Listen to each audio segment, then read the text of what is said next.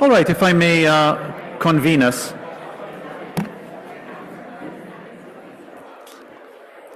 I'm just going to bring us all together. Welcome. Good morning, everybody. Good afternoon. Welcome in person and online, and welcome to Disease Ecology on a Changing Planet. My name is Sandro Galea. I have the privilege of serving as Dean of the WashU School of Public Health, and on behalf of the school, welcome, either in person or in our virtual community. Before I begin, my sincere thank you to the intellectual architects of today's event, Professors Morven McLean and Dan Jamar. You're going to hear from Dan in a second. I also want to thank the Sphere Research Network team, particularly Jan Mandeville, and our Dean's Office and Communications teams for making today happen. Thank you to all. Our gathering today, our convening today, reflects something essential about the moment we are in, as a field and as an institution. And I want to take a few minutes to frame, from my perspective, why this moment matters. We are living in a moment of unprecedented planetary change. We all hear about climate disruption, biodiversity loss, ecosystem degradation, deforestation, urbanization, encroaching on wild spaces. But these are not just abstractions. They're not distant threats on the horizon. They are actually shaping disease emergence and spread right now in ways we are only beginning to fully understand. The COVID pandemic that we all lived through showed us with devastating clarity what happens when a pathogen crosses species barriers and finds a susceptible human population in a connected world. 3 years, millions of lives lost, trillions of dollars in economic disruption, and a rending of social fabric in ways that we are still reckoning with it. But of course, the COVID-19 pandemic was not an isolated event. It is part of a pattern. Over the past 4 decades, we have seen HIV, SARS, MERS, Ebola, Zika, Mpox, all of them a reminder that the boundary between animal and human health is porous, and that boundary is becoming more porous as we change the natural world. 75% of emerging infectious diseases are zoonotic in origin. They spill over from animals to humans, and the drivers of that spillover, habitat destruction, wildlife, trade, agricultural intensification, climate change, are all accelerating. So that leads me to think that the question before us now is no longer whether planetary change affects human health, although that may be a politically convenient question. That question actually has been answered. The question is how we respond to that question. Do we continue to react to each crisis as it emerges, mobilizing after the fact, counting the toll, then returning to business as usual? Or do we build the science, the partnerships, and the interventions that prevent the next pandemic before it begins? And I actually think that is what brings us together today. Now, the WashU School of Public Health is WashU's first new school in a century.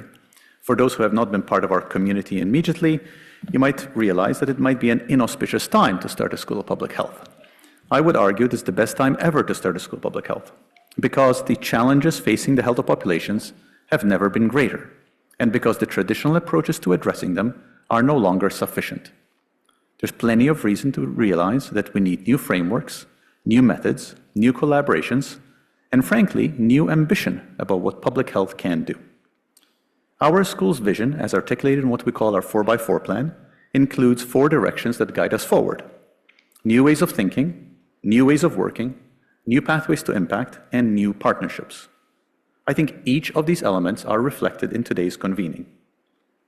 We have for a long time now studied human health as though humans exist apart from ecosystems that sustain us. We have treated environmental health as a subspecialty rather than as a foundation. Our approach challenges that paradigm. We are trying to insist that understanding disease ecology requires understanding ecology, that preventing the next pandemic requires understanding land use, wildfire biology, climate science, and ecosystem dynamics alongside epidemiology and virology. Today's convening brings together researchers from across Washington University and beyond from all these areas, from ecology, from epidemiology, from veterinary science, from environmental engineering, from data science, from policy, all to the end of identifying solutions through Planetary Health Research, which is the name of the research network, Sphere, behind this convening. This is difficult work. It requires long time horizons and sustained investment. It requires convincing funders and policymakers that prevention, although less visible than response, is ultimately more effective and more cost-efficient. Today marks the inaugural convening of our Sphere Research Network. Sphere aims to catalyze innovative cross-disciplinary research to strengthen understanding of how changes to the environment affect human health, and to find sustainable ways for people to live healthier lives while maintaining the health of the planet that supports us all. That mission statement is worth pausing on. It contains a recognition that we often treat as competing: human flourishing and planetary health. Sphere insists that these are not in tension, but rather inseparable. Healthy ecosystems support healthy people. Degraded ecosystems produce degraded health, through disease emergence, through air and water quality, through food systems, and through the countless ways our well-being depends on the natural world. Sphere's work will pursue this mission through research that spans scales, from molecular mechanisms of pathogen evolution to landscape-level drivers of spillover risk to global policy frameworks, through training that prepares the next generation of planetary health scientists, and through engagement that brings our findings to the decision-makers who can act on them. The work we are hearing from today represents our commitment to building that science, the partnerships, and the capacity we need.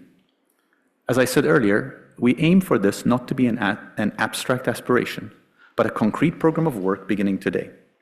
I am immensely energized by the work Sphere has done so far and by the program ahead of us, by the keynote presentations that will challenge our way of thinking, by the panel discussions that will surface new questions, by the conversations in hallways and over meals that often provide most generative ideas of all. I hope everybody joining us today, in person and online, leaves today with new ideas, new collaborators, and a renewed conviction that this work matters, because it does, perhaps more than any work we could be doing. With that, I welcome you all again, and I will hand this over to Professor Dan Giamar, co-director of the Sphere Research Network, whose leadership, alongside Professor Morven McLean's, has been central to building this initiative, organizing today's convening, and leading us forward intellectually in this area. Dan, welcome.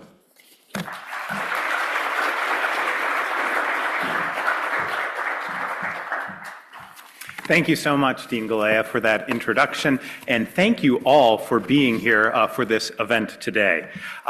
Because I don't want to miss any of the thank yous here, I do want to thank Jen Mandeville, who was really the architect for this. I'm a big fan of murder mysteries, and so if you think about Clue, the game Clue, or the movie Clue, 6 people who don't know each other all show up in a room together, and you're not quite sure why they're all there and how it's all going to fit together. And so I like to think a microbiologist, an MD conservation ecologist, a tick expert, a frontline health worker, a former Department of Health manager for a city, a virus hunter, have all convened in the Clark Fox Forum for a day. What will happen? And so that's my challenge to you today, is to figure out what will happen. And I want to give props to Jen on that, because numerous people I've met with said, why was I invited? I says, because Jen knows all about you and has a vision for how all of this will fit together. I'd also like to thank her for that, because she started her position on October 6th. She shows up on her first day of work and says, how do you feel about planning a multi-sectoral convening for January? And she said, absolutely. So thank you to Jen for all of that. Dean Galea has already told you so much about the Solutions to Planetary Health Research Network, and so I don't want to go over that, but I do view this as a huge opportunity for Washington University and the partnerships that we're trying to develop. One thing that I'll say, many of you also know me as the director of the Center for the Environment, which is a university-wide effort to bring together environmental research across the whole university. It started 2.5 years ago. Sphere just started this year, and I am so excited that the School of Public Health has a new species in our ecosystem for environmental research here at WashU. Sphere's network is going to be doing several things. It is going to be building that dynamic ecosystem, and is going to be working to translate that research into action so that we can ensure that our discoveries lead to real-world solutions.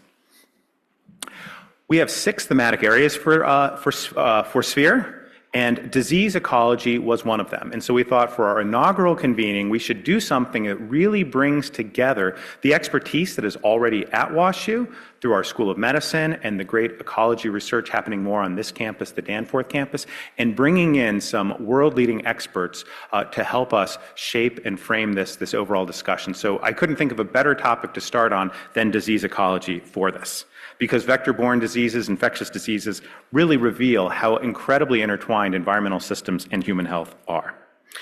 So today we're going to be looking at those research priorities and really trying to spark those collaborations that might help us solve some mysteries by the end of the day. And with that, I'm delighted to welcome up one of the most collaborative people I know, Jonathan Losses, who is the director of the Living Earth Collaborative and the director for biodiversity in the Center for the Environment. And Jonathan will be moderating our first panel and introducing our first keynote. Welcome, Jonathan.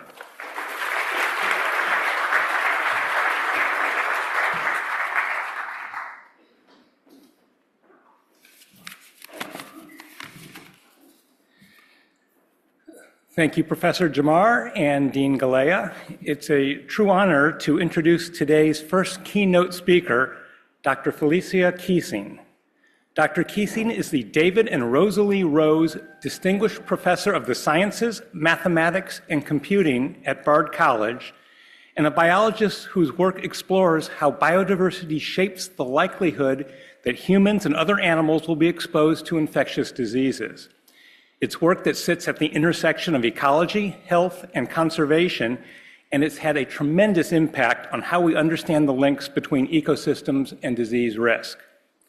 Dr. Keesing has published more than 100 scientific papers supported by the National Science Foundation, the NIH, and the National Geographic Society. She's the co-editor of Infectious Disease Ecology, Effects of Ecosystems on Disease and of Disease on Ecosystems, and her work has been featured widely from places like the New York Times and the New Yorker to NPR, The Guardian, and a BBC documentary, Extinction, with Sir David Attenborough. Her many honors include the Presidential Early Career Award for Scientists and Engineers, presented by President Clinton, election as a fellow of both the Ecological Society of America and the American Association for the Advancement of Science, the International Cosmos Prize in 2022, a Guggenheim Fellowship in 2023, which she used to write a book that will soon be on bookshelves everywhere, and most recently, the C. Hart Merriam Award for Distinguished Research in Mammalogy. Please join me in welcoming Dr. Felicia Keesing.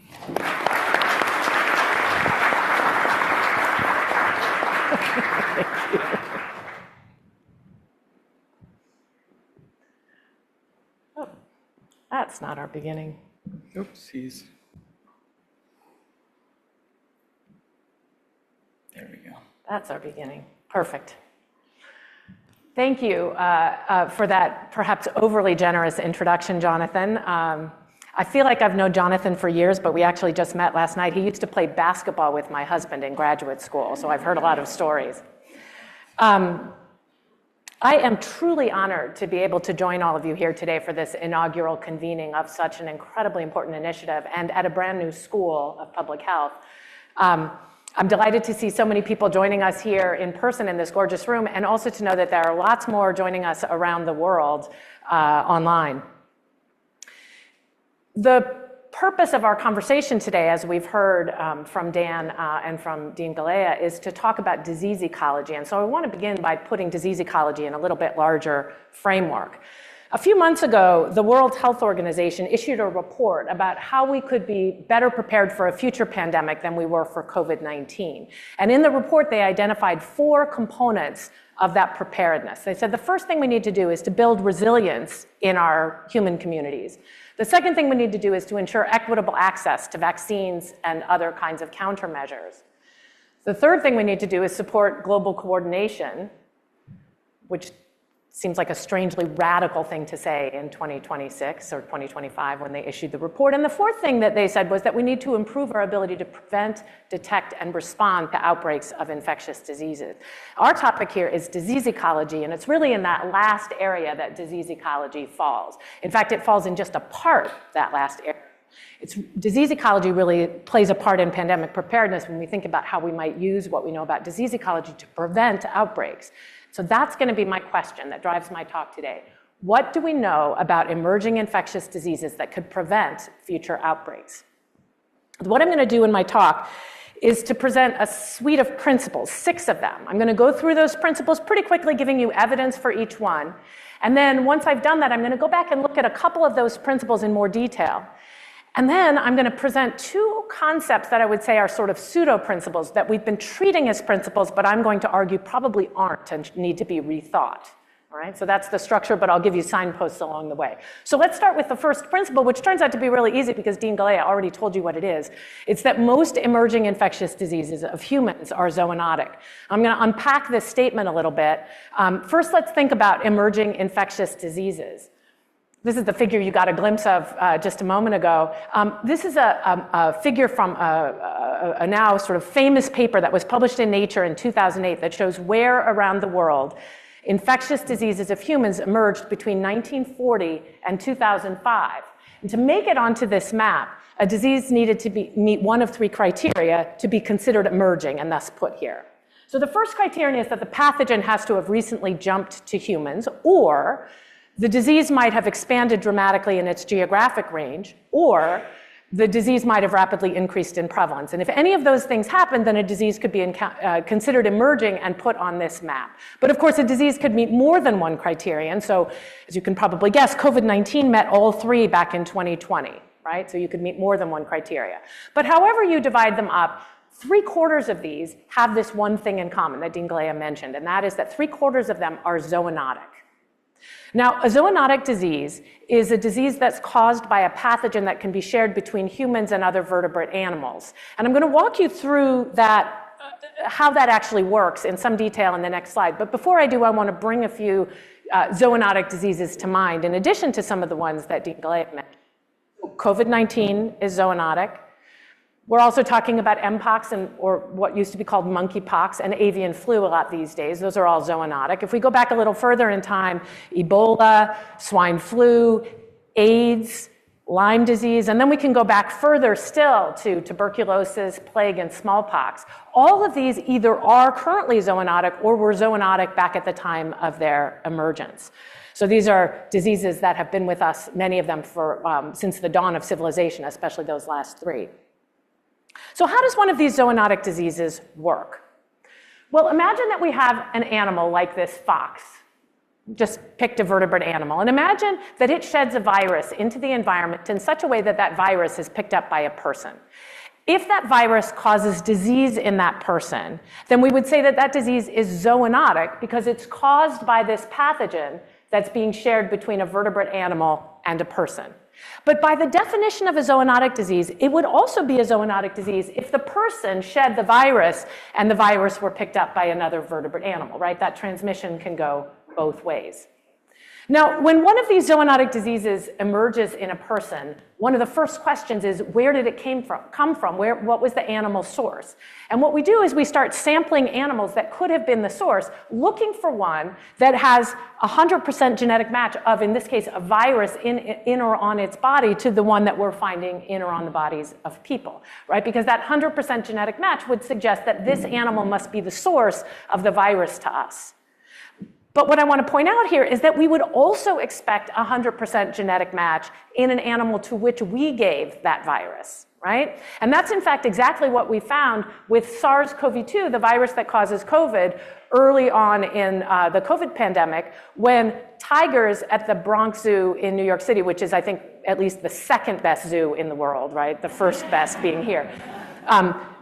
Tigers at the Bronx Zoo and then lions turned out to have gotten infected by their keepers in New York. And then dozens of other vertebrate animals were found to have been infected with SARS-CoV-2 from people, including this cute little golden hamster and lots of other species, including white-tailed deer and minks and things like that. Okay, but this just illustrates what a zoonotic disease is and how it works. The larger principle is simple. Most emerging infectious diseases of humans are zoonotic following that characterization of what a zoonotic disease is.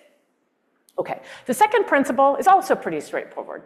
Rodents are the most common hosts for zoonotic viruses. And for this, I'm going to draw on evidence from a paper that came out in 2020 by Christine Johnson and her colleagues at UC Davis.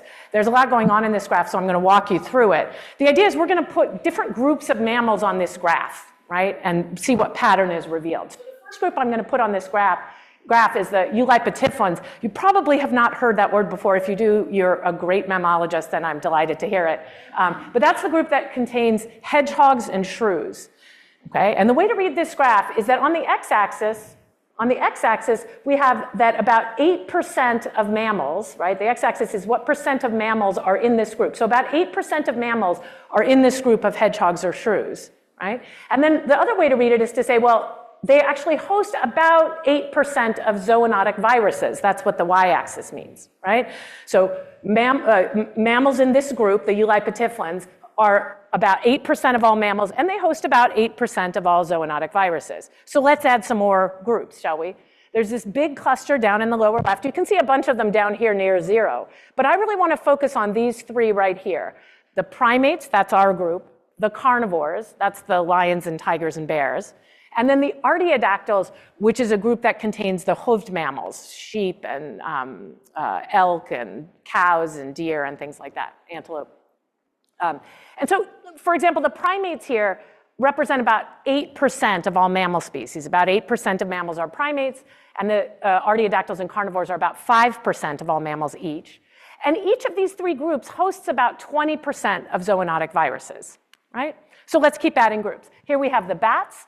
They represent about 20% of all mammal species. There were 1,000 species of bats, and they host about 1/3 of zoonotic viruses, and that big blank space up there is going to be hosted by our principal, right, the rodents. About 40% of all mammals are rodent species, and they host about 2/3 of zoonotic viruses. So what I want you to take away from this graph is 3 things. The first is that, where am I going here? Okay, some orders of mammals host more zoonotic viruses than others. They are at different heights in this graph. And rodents clearly host the most, okay? The third thing I want you to take away is that there are actually these 5 groups. All 5 of these groups are pretty important, right? So we can say these 5 orders or groupings of mammals are the most important sources of zoonotic pathogens. And they're so important that at several points later in my talk, I'm going to come back to look at just that set of 5 and ignore the ones that are closer down to 0. Okay? But nevertheless, our third principle is that rodents are the most common sources of zoonotic viruses. Our third principle is that zoonotic pathogens often have multiple species as hosts. And at the first level, this is actually kind of a trivial thing to say because I already showed you that zoonotic pathogens, by definition, have to have 2 species of host, right? Humans and the vertebrate animal with which they share the pathogen. But here what I'm saying is that there's usually more than 1 species of non-human host, right? And I showed you that too. We can have this transmission that involves a lot of different hosts, right? So this is the point here, that we get this, a lot of this transmission is shared between different species. And what's interesting about that is it kind of goes against what I call the spillover paradigm, right? We have this paradigm that we're working with a lot, that there is a single host species, that it's almost certainly a bat, and that it sheds a pathogen to people, and we need to go track back and find that animal that's the spillover host, right, that there's one. But actually what I'm arguing here is that a single host species is actually quite uncommon for a zoonotic pathogen. And just how uncommon I can illustrate here. The figure that Rick Ostfeld and I put together that looks at the number of zoonotic diseases, in this case that have just a single animal host in addition to people. And I don't know if you can read that, but there are about 20 of them that we could find, right, with just a single animal host. What's the alternative? Well, it's what I call more the spillover reality, that there are actually lots and lots of different kinds of hosts. And the arrows actually go both ways. We often don't know whether we've gotten the pathogen from those hosts or whether we've given it to those hosts, right? It's a much messier mix, right? How often do we have multiple species of hosts? Vastly more often. In fact, there are quite a number, about 40 zoonotic diseases for which there are more than 10 known hosts other than humans, right? So again, the principle here is that I want to point out an interesting little bit that kind of connects to this, and that is that the actual source species is rarely found, right? We actually typically don't find it. And here I want to go back to this point I made, that when we see a new zoonotic disease in people, we look for something with 100% genetic match. What I'm saying here is that we typically don't ever find that animal, all right? We look for it. What we do is we go out to, usually we start where the site where the person who first got sick, and we start looking there for where they might have encountered something, and we search all kinds of animals. We swab them. We're trying to figure out where did this person get it. We sample the viruses, in this case, in these animals. That's not the only thing we do, though. We also take the genetic sequence of the virus in this case, and we run it through a database called GenBank, and we say, have we ever seen a virus like this before? Is there any virus that we've collected in the past that might look like this? And let's say that we don't find any matches from the animals in the immediate proximity, but in GenBank, we find a virus we collected, in this case from a bat, a while ago, some time ago, and there's a 96% sequence similarity between the virus we swabbed from this bat and stored in GenBank and the virus we're seeing in people. Now again, what I want to emphasize is that that's not the source, it's just the closest match of the things we found, right? Because we haven't actually found the animal that was the source. And usually in the fine print of these papers that blame the bat, it says somewhere, well, it wasn't the actual source, but it's the closest thing we found, right? But the bat typically takes the blame, right? Because it's the closest thing we found. I'm going to come back to this point a little bit later, okay? We never found this. So principle 3 is that zoonotic pathogens often have multiple species as hosts, and I'm saying that we often rarely find the single species that was responsible. Okay, principle 4 is that hosts of zoonotic pathogens typically have a suite of predictable traits. And here I'm going to draw on the work of my colleague Barbara Hahn from the Carey Institute of Ecosystem Studies in New York. She and her colleagues, almost a decade ago now, decided to look at whether, decided to study the rodents that are known to host zoonotic pathogens. Okay, so this is their paper. So one of the things they discovered about the rodents that host zoonotic pathogens is that they live in particular parts of the world. This is the map from their paper. And the hotter the color, the warmer the color, the more different species of rodent hosts that for zoonotic viruses. So, or zoonotic pathogens more broadly, not just viruses. So you can see there's a very strong hotspot. Yeah, things aren't looking too good for Missouri here, although my geography might be a little off. They don't look so good in New York either. So there's a really strong hotspot in the United States and in Europe stretching over into Central Asia, right? That's where we have the most species of rodents that host zoonotic pathogens. But the most exciting result was that they said, okay, we've got this list of all the rodents that host zoonotic pathogens, but let's ask if there are traits that those rodents share that are different from the traits of the rodents that don't host zoonotic pathogens, as far as we know. And they found that there were a very clear set of traits. Okay? So what were the traits of the zoonotic hosts within the rodents, things like rats, right? What were the traits? Well, they tend to have a large geographic range. They tend to have a short lifespan. They tend to mature early in their lives, and they tend to have lots of babies in each litter. There's a fifth characteristic that was added more recently, and that is that they tend to be synanthropic. These zoonotic rodent hosts tend to be synanthropic. That word just means that they live in close association with people, okay? And that's work done by Frauke Ecke and colleagues back in 2022, and that Rick Ostfeld and I amplified in our science paper review from a couple of years ago. Okay, now, for a lot of people who don't study rodents, this just sounds like rodents, right? So I just want to emphasize that not all rodents share all these traits. There are actually rodents that don't. This capybara here actually is doing just fine living with people. It might be synanthropic in its way, but it doesn't have all of these other characteristics. And there are actually thousands of rodent species that don't. Okay?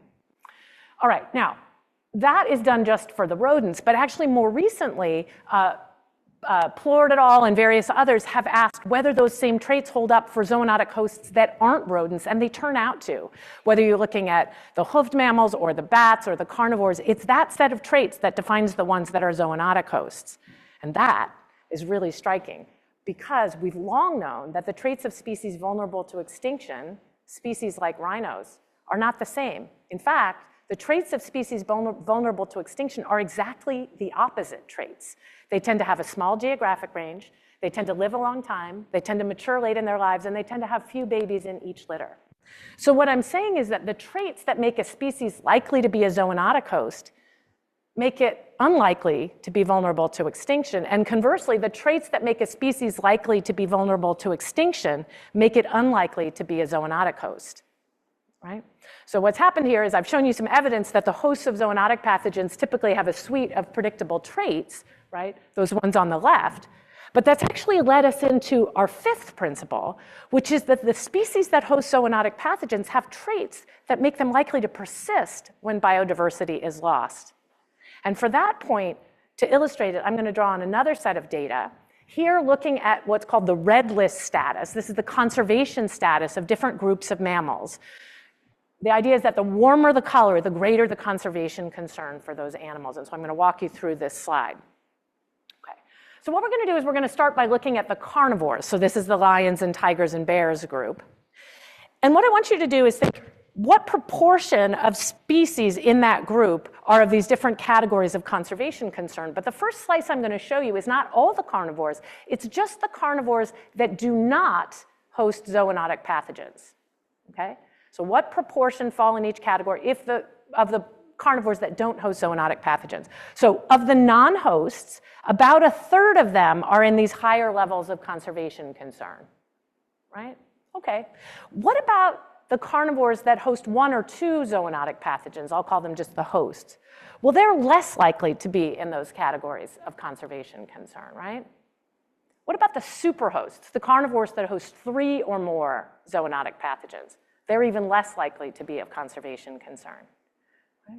So what I'm showing you is that the species that host zoonotic viruses are less vulnerable to biodiversity loss, right? They're less likely to be in these higher categories of concern than the species that do not. But of course, I just showed you for carnivores, right? There are 4 other really important groups, so let's look at those. Here's that group of hoofed mammals, the artiodactyls. Exactly the same pattern. What about the bats? Exactly the same pattern. What about our group, the primates? Exactly the same pattern, okay? And finally, the rodents, probably the most dramatic pattern of all. So what I'm showing you is that the species that are zoonotic hosts in each of these groups are likely to persist when biodiversity is lost, right? They're not vulnerable, they're persisting, or they tend not to be vulnerable, right? So that's our 5th principle. Species that host zoonotic pathogens tend to persist when biodiversity is lost. Our 6th principle is actually a step beyond that. It's that they don't just persist, they actually tend to thrive when biodiversity is lost. And here, I wish I had time to talk about some of the work that I've done on this in my field sites in East Africa and Kenya and also in the northeastern United States, but I'm not going to tell case study stories today. I'm going to really stick with big level global analyses. And so here I want to draw on a paper that came out also in 2020 by Kate Jones et al. That looked at how zoonotic host diversity was affected by biodiversity loss in human-dominated systems. And they compiled studies from all over the world, and they asked, what happens? Rick Osvald and I summed this up in a paper. We wrote the perspective piece about this for Nature. Basically, the species that can make us sick thrive in human habitats. It's really quite simple. It's a dramatic pattern. It's really obvious, okay? So this is our principle, right? So now let me stop here and summarize what I've said so far. I've said that most emerging infectious diseases of humans are caused by zoonotic pathogens. I've said rodents are the most likely sources of those zoonotic pathogens. I've said that zoonotic pathogens often have a lot of host species, although we often fail to find the actual source from among the candidates. And then I've said that because they have a set of predictable traits, zoonotic species often persist and in fact actually thrive when biodiversity declines. So at the beginning of my talk, I said I was going to go through these principles and then I was going to come back and kind of poke at a couple of them. And so I'm going to do that now. The first one I want to look into a little bit more deeply is this idea that rodents are the most likely sources of zoonotic pathogens. So when I showed you this before, I used this evidence from this Christine Johnson paper from 2020. And when Johnson et al. Published this paper, they did us the favor of publishing the data set with it. They put their database that they used to draw these conclusions right there, freely available, which was great. So what I'm going to show you next is what I did with their database, okay? So I took their data, I told Christine I was doing this. I took their database and I decided to ask the same question she asked using the same data, which is which order of mammals is the most likely source of zoonotic viruses, using exactly the same data. Now, for this, I'm only going to focus on the 5 most likely orders, the ones I singled out before, right? And the first thing I want to ask with her data set is which of these groups has the most host species, right? That's a way that we could say that's the most likely source. It has the most host species in it, right? So the y-axis here will be the total number of host species in that group. And here's what that looks like. It looks a lot like what she found, right? Rodents and bats emerge as the most. Rodents hands down in first place and bats a somewhat distant second. So rodents and bats have the most host species. Same data set, basically the same result. Rodents are still the most likely source. But what if we looked at the same data but slightly differently? What if we said, maybe what's important is not how many host species, but the proportion of species in each group that are hosts, right? How likely a species in that group is to be a host. So that's what I'm going to do now. We're going to look at the proportion of species in each group that are hosts, right? And we get that. It's a completely different result, same data, right? Rodents have fallen to last place, bats just ahead of them. And in fact, what emerges now are these two groups, the carnivores and especially the hoofed mammals, the artiodactyls. They're most important, but it's exactly the same data, all right? Well, I said to myself, what else might be a useful way of deciding which is the most important source? Well, we could also say, how many viruses does the average host have in each of these groups? Because that actually seems pretty important. Well, then you get artiodactyls, but now primates start to look important, right? Same data. What about if we just look at how many viruses the average host has, right? Well, now it's primates that turn out to be the clear winner. Okay.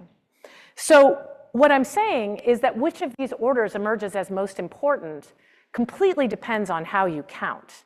And that's actually really important because we don't actually know which of these y-axes, which of these ways of counting is actually related to human risk. We really have no idea. And I would also point out, as a little foreshadowing for just a moment in the future, by not one of these measures are bats most important, right? You just can't make them win. I tried. Okay, I'll come back to that. Okay, so I've said that rodents are still the most likely source of zoonotic pathogens, but I'm complicating that a little bit. So let me complicate this idea that we often fail to find the actual source. So I said that we're often looking for this host, but we often fail to find it, right? We look and we find whatever's the closest match, right? That's what I said before. But one of the things that's been happening a lot recently is that species that we end up finding as the closest, we don't find the fox, but we find the 96% or whatever it is, that's often a bat these days. Right? It's often a bat. And I've been really curious about this. Why is it so often a bat? Are they actually these really special sources and they just really are actually the origin of all of these things? And so I looked at a scrape of all of the viruses that have been collected from wild animals and stored in GenBank. It's a lot of virus samples. But I looked at a scrape of that. And you know what I found? So the question here is, why do bats keep turning up as the closest match in these GenBank searches? You know what I found when I actually looked at GenBank? We've sampled a lot of bats in GenBank, right? We have a lot of viruses from bats in GenBank. And a lot of those viruses from bats in GenBank those viruses that were sampled from lots and lots of different species. Far more species of wild bats have been sampled than any other kind of wild mammal. Okay? So what I'm suggesting here is, could it just be that we keep getting GenBank batches with bats simply because we 20 years ago convinced ourselves bats were important and have been out there wildly sampling bats and storing the samples in GenBank and then finding that they match closely, right, better than anything else we have in GenBank, and then saying, well, that justifies going out and sampling more bats. That's the provocation I'm giving you, okay? It fits the data as well as anything else. So I've addressed this idea that we often fail to find the actual source, making it a little more complicated. Okay, before I go further, I want to address these 2 points that I said we're treating sort of as principles when I think they're more pseudo-principles. And it won't surprise you from what I've said so far that the first of those is whether bats are special sources of zoonotic pathogens. This is kind of a pseudo-principle. We treat it as a principle. But I want to turn that around and think, are bats special sources of zoonotic pathogens? And here I've already really kind of spilled the beans here, right? I showed you this and I showed you that we just don't find bats emerging as the most important source here. But what's interesting is that people have used metric analysis like this, where they take a y-axis variable, you know, and they throw bats in it. And they have actually found that bats emerge as important. Here's one of those papers, here's another one. These are probably the 2 most important. And both of those claim that their data show that bats are special. There's another study that uses yet a different metric that very prominently said bats are not special, all of them using metrics. I know we're scientists, right? We get how that could happen, right? Sure. It's not just that. I'm going to say if you read these papers closely with a critical eye, like I have, I've spent many, many hours with these papers, and what you would find is that, to put this nicely, each of them has a fundamental flaw that renders its conclusions problematic, right? You can't actually take these conclusions for real. So if bats actually are special by these metric analyses, we do not actually have good evidence of it now, right? They might be, but by any of these measures, you actually have to work pretty hard to make them special, okay, by these measures. Well, then I also showed you that we actually might be oversampling bats. Now here, I'm not saying that we're oversampling them, we should stop sampling bats. What I'm suggesting is that we shouldn't only be sampling bats. And I think the students here, here and online, could recognize that if bats are special, we would know a lot more about their specialness if we actually bothered to have a control group, right? We should be sampling a lot of other wild mammals and other kinds of animals too, and then we would have a much more robust understanding of whether these 96% matches really actually mean something. What they are right now is just like having a lot of red marbles in a bag, reaching in and picking up a red marble and saying, red marbles are super important, let's put some more red marbles in the bag. That's what we're doing right now, I think. So let's stop doing that and throw all the kinds of marbles in the bag we need to get a real answer, okay? Okay, the second, so we should be sampling other types of wild animals, and I'm sort of fading out that question because I really don't think that's the way to do this. Like, are they or are they not special? I think we should just be using better science. That's kind of my point here. We should have good control groups, right? Sample other kinds of wild animals, sample them broadly, and really test our own ideas, which we're not doing so much. And then we should also figure out which of those metrics from the previous stuff actually are predictive of risk, because we really, as I said, have no idea. And if we don't have an idea, then when we're trying to use that kind of analysis, I would argue we should do the kind of thing I did, where you use a bunch of different metrics and ask which ones, what orders actually end up looking important in that. And if you can't get a clear answer, then maybe you don't have a clear answer. Does that make sense? By using multiple metrics. Okay, the second pseudo principle I want to tackle is the idea that infectious diseases are most likely to emerge in tropical regions. And so I'm going to turn this one too into a question: are infectious diseases most likely to arise in tropical regions? And we've become accustomed to the idea that tropical regions like this one are sort of hothouses, hotspots of zoonotic disease emergence. And so this is the idea that I'm challenging. And to challenge it, I'm going to bring back that slide from the very beginning of my talk, this one, because this is where a lot of those ideas actually originated, right? This is that paper from 2008 that showed where infectious diseases of people had emerged over a 65-year period. And that was not actually the point of the paper. The point of the paper was to use what had happened in the past to predict the future. Where are the future hotspots? And this is the map they produced for future hotspots. This is specific to zoonotic diseases, and you can see that they predict that zoonotic diseases will emerge in tropical regions in sub-Saharan Africa and southern Asia.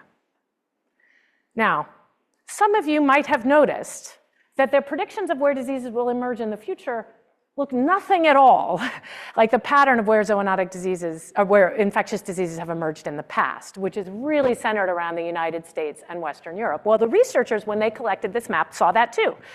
And here's what they did. They said, well, we know that's not right, because we know most diseases emerge in the tropics. So why might we have gotten this pattern? Well, it must be because of reporting bias. It must be the case that there are so many researchers and they're so well funded in these areas that we're overrepresenting the diseases that emerge there and missing all these diseases that emerged in other places. Plausible hypothesis. So what they did was to build in a correction factor to their data. The correction factor was explicitly designed to remove the signal. They basically divided out all the emergence events in the north so that the diseases in the south would pop. So that's not asking what the data say, that's correcting out the pattern in the data. Does that make sense? And if that sounds like maybe not how you should do this, I'm going to walk you through how people do this and suggest this is exactly how this gets done. It's not this particular research team, it's just how it gets done. So here's how we do it. When we're making a map like this, first we collect our data, and then we build a statistical model that captures the characteristics of the data that we've seen, right? But anytime we make a statistical model, any kind of model at all, in fact, we make simplifying assumptions in that model, right?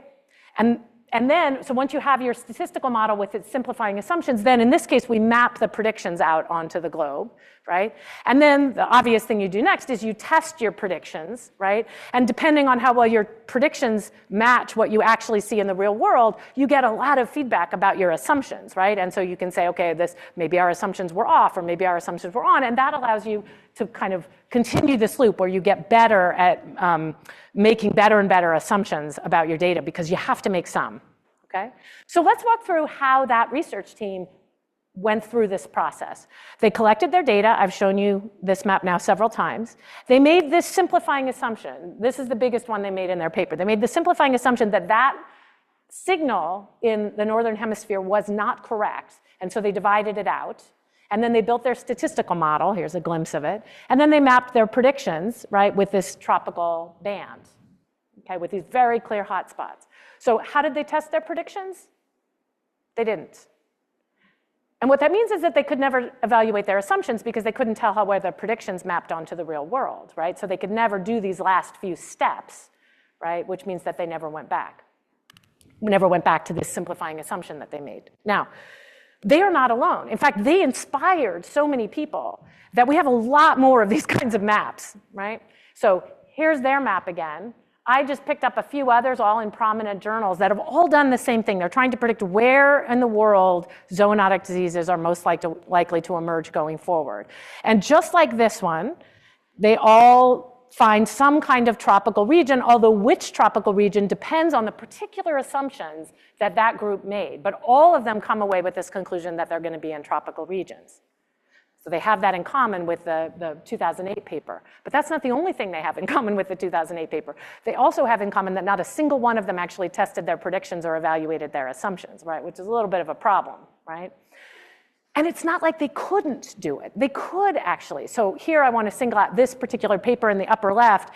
You know, there is a very clear hotspot here, and this is in this particular case the predicted location of the greatest number of undiscovered zoonoses. And so this northern South America just lights up here, and I don't know how well you can see this, but parts of northern South America light up even more than the rest of it, right? So this is actually a very testable thing. You could go to those hotspots. There are 3 of them. You could go to those hotspots and look for undiscovered zoonoses, right? And see if your predicted hotspots, which are so hot. I mean, it shouldn't be hard to find these if it's that hot, right? But is that all you'd have to do? No, it isn't, because you'd also have to look at cold spots, right? You'd need a control group. Again, you'd have to go to the areas you predicted to not have very many undiscovered zoonoses, and that's how you'd test it. It's a very testable thing. It's very possible, but they didn't do it. None of these groups has ever done it. So what I'm arguing here is that we can't answer this question right now because we're not doing good enough science. That's basically what I'm saying. I'm saying that we should treat the maps as the hypotheses that they are, and we should actually be testing them. That is like a major frontier for us. We have never, to my knowledge, tested a single one. If someone knows of one, I'd love to hear it, but I can't find one. And we should also be paying particular attention to our assumptions, because a lot of our assumptions, the way it looks to me is that we're dividing out the very signal that we have because we have some implicit biases about what we're going to find. And that's something we should be taking a really hard look at. The best way to do it is to actually test our hypotheses and figure out how close we're coming with those assumptions, right?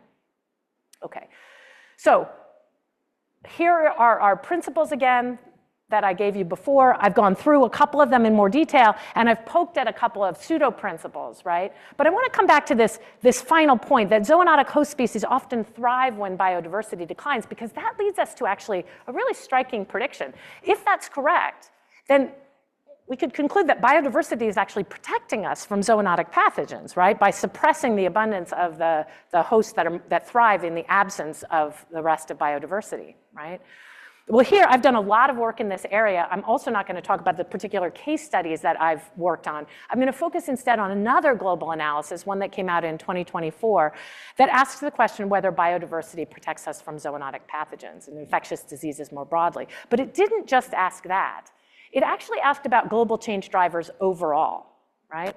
So this is a meta-analysis, a study of studies on infectious diseases and asking which global change drivers are associated with risk of infectious disease. It's a formal meta-analysis, so it uses a statistic called Hedges G. If you're not familiar with that, that's okay, because I'm going to walk you through how to read these data. The idea is they looked at global change drivers, like let's take urbanization, and they say, how does urbanization affect infectious diseases overall, looking at across all these studies? What's the big signal from urbanization? And the big signal from urbanization is that actually urbanization modestly decreases infectious disease risk. They infer that that's probably because of improvements to sanitation, reducing waterborne pathogen exposure. They also looked at climate change drivers, like changes in mean temperature as a result of climate change, and they found that increases in temperature due to climate change actually increase disease risk overall. Right? They found that precipitation due to climate change didn't have a significant effect. That just means it happens in some studies and not in others, but not in a way that's predictable enough that we can say it generally happens. But this temperature signal here was so clear right? So clear that the Washington Post ran a front page story how climate change is raising the risks of another pandemic, right, because of that temperature signal. But it wasn't climate change that emerged as the most important driver. It was actually biodiversity loss. Biodiversity loss was the single biggest driver of infectious disease. Okay, it wasn't even close. So what do we know about emerging infectious diseases that could prevent future outbreaks? Well, what I'm going to suggest is that the biggest thing we know, the most actionable thing we know from an environmental, a disease ecology point of view is that biodiversity is protecting us from zoonotic pathogens. And that's actually really important to think about because there are really clear things we could do. And one of them is to be clear about a confusion we have, because we have a very large confusion out there in the literature right now and in our practice that suggests that it's biodiversity hotspots, and especially bats that are dangerous to us. And what I'm telling you is the signal is different. The signal is telling us that that is not where we need to worry, right? Where we need to worry is in places like this where biodiversity has rapidly been lost. And if that's correct, and I think I've presented some pretty compelling evidence that it is, it's actually the species that thrive in areas that have lost their biodiversity. So what we should be focusing on are these biodiverse rich spots, conserving them, right, protecting them. And in these areas, we should be doing a lot of surveillance and mitigation, and if possible, restoring biodiversity to those areas. And I just want to close by pointing out that this is where I've been doing some work recently. We are now in the second half of the UN decade on ecosystem restoration. And this is an initiative where around the world people are trying to restore ecosystems. And so I've been interested in whether restoring biodiversity brings back biodiversity's protections against the emergence and transmission of infectious diseases. So I've been visiting sites around the world that are doing this kind of restoration and asking how biodiversity is affecting transmission of infectious diseases in those areas. Okay. I'll conclude by zooming back out. So I said at the beginning of my talk that disease ecology fits firmly in this prevention zone of these 4 areas of pandemic preparedness. But I want to end by zooming back out to this larger area, because from what I understand of the School of Public Health and the larger WashU community, you are doing far more than working in this one zone. You're actually working in all of these zones. And in fact, I would say if you squint a little, you could make pandemic preparedness from the WHO look much broader, like health preparedness more broadly, maybe changing a few words here or there, right? And it's there that WashU is really shining. And so this initiative that we're talking about today, right, this initiative pits you right in the middle, potentially, of this intersection. And in particular, you have the potential to bring this incredible multidisciplinary expertise to bear on this. It's really striking as an outsider to come and talk to people and realize what a collaborative, multidisciplinary approach you all take to things. You also have the opportunity, because this is a new initiative, to be really cutting edge, to start from scratch and move forward, right? And what are the really important questions in planetary health as it relates to public health in particular? And then finally, you have a lot of opportunity to do translational work, right? This is the solutions part of SPHERE, right? But what I want to push on a little bit is the idea that translational solutions are one thing, solving is another, and that's another area where you can shine. So translational, sure, but translated too, like actually into on-the-ground efforts. I think that's a really big area where we haven't done enough in planetary health more broadly. And finally, what I'd like to do is to close with what a hopeful thing it is to be gathered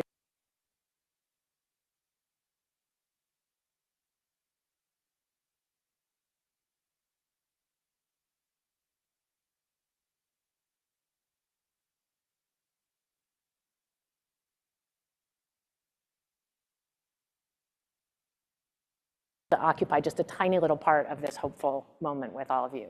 Thank you.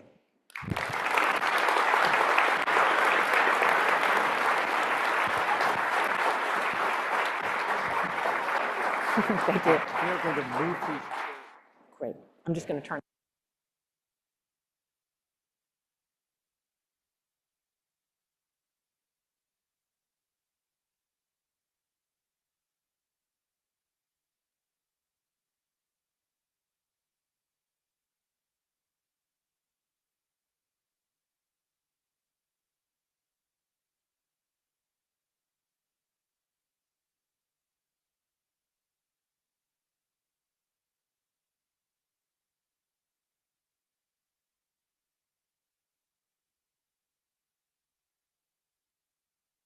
Dr. Ram Raghavan, who is an associate professor of veterinary pathobiology at the University of Missouri College of Veterinary Medicine.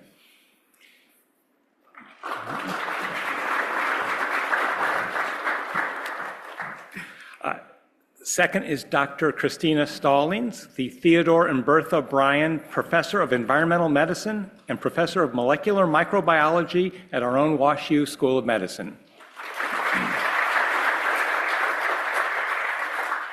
And then, of course, our speaker, Dr. Felicia Keesing.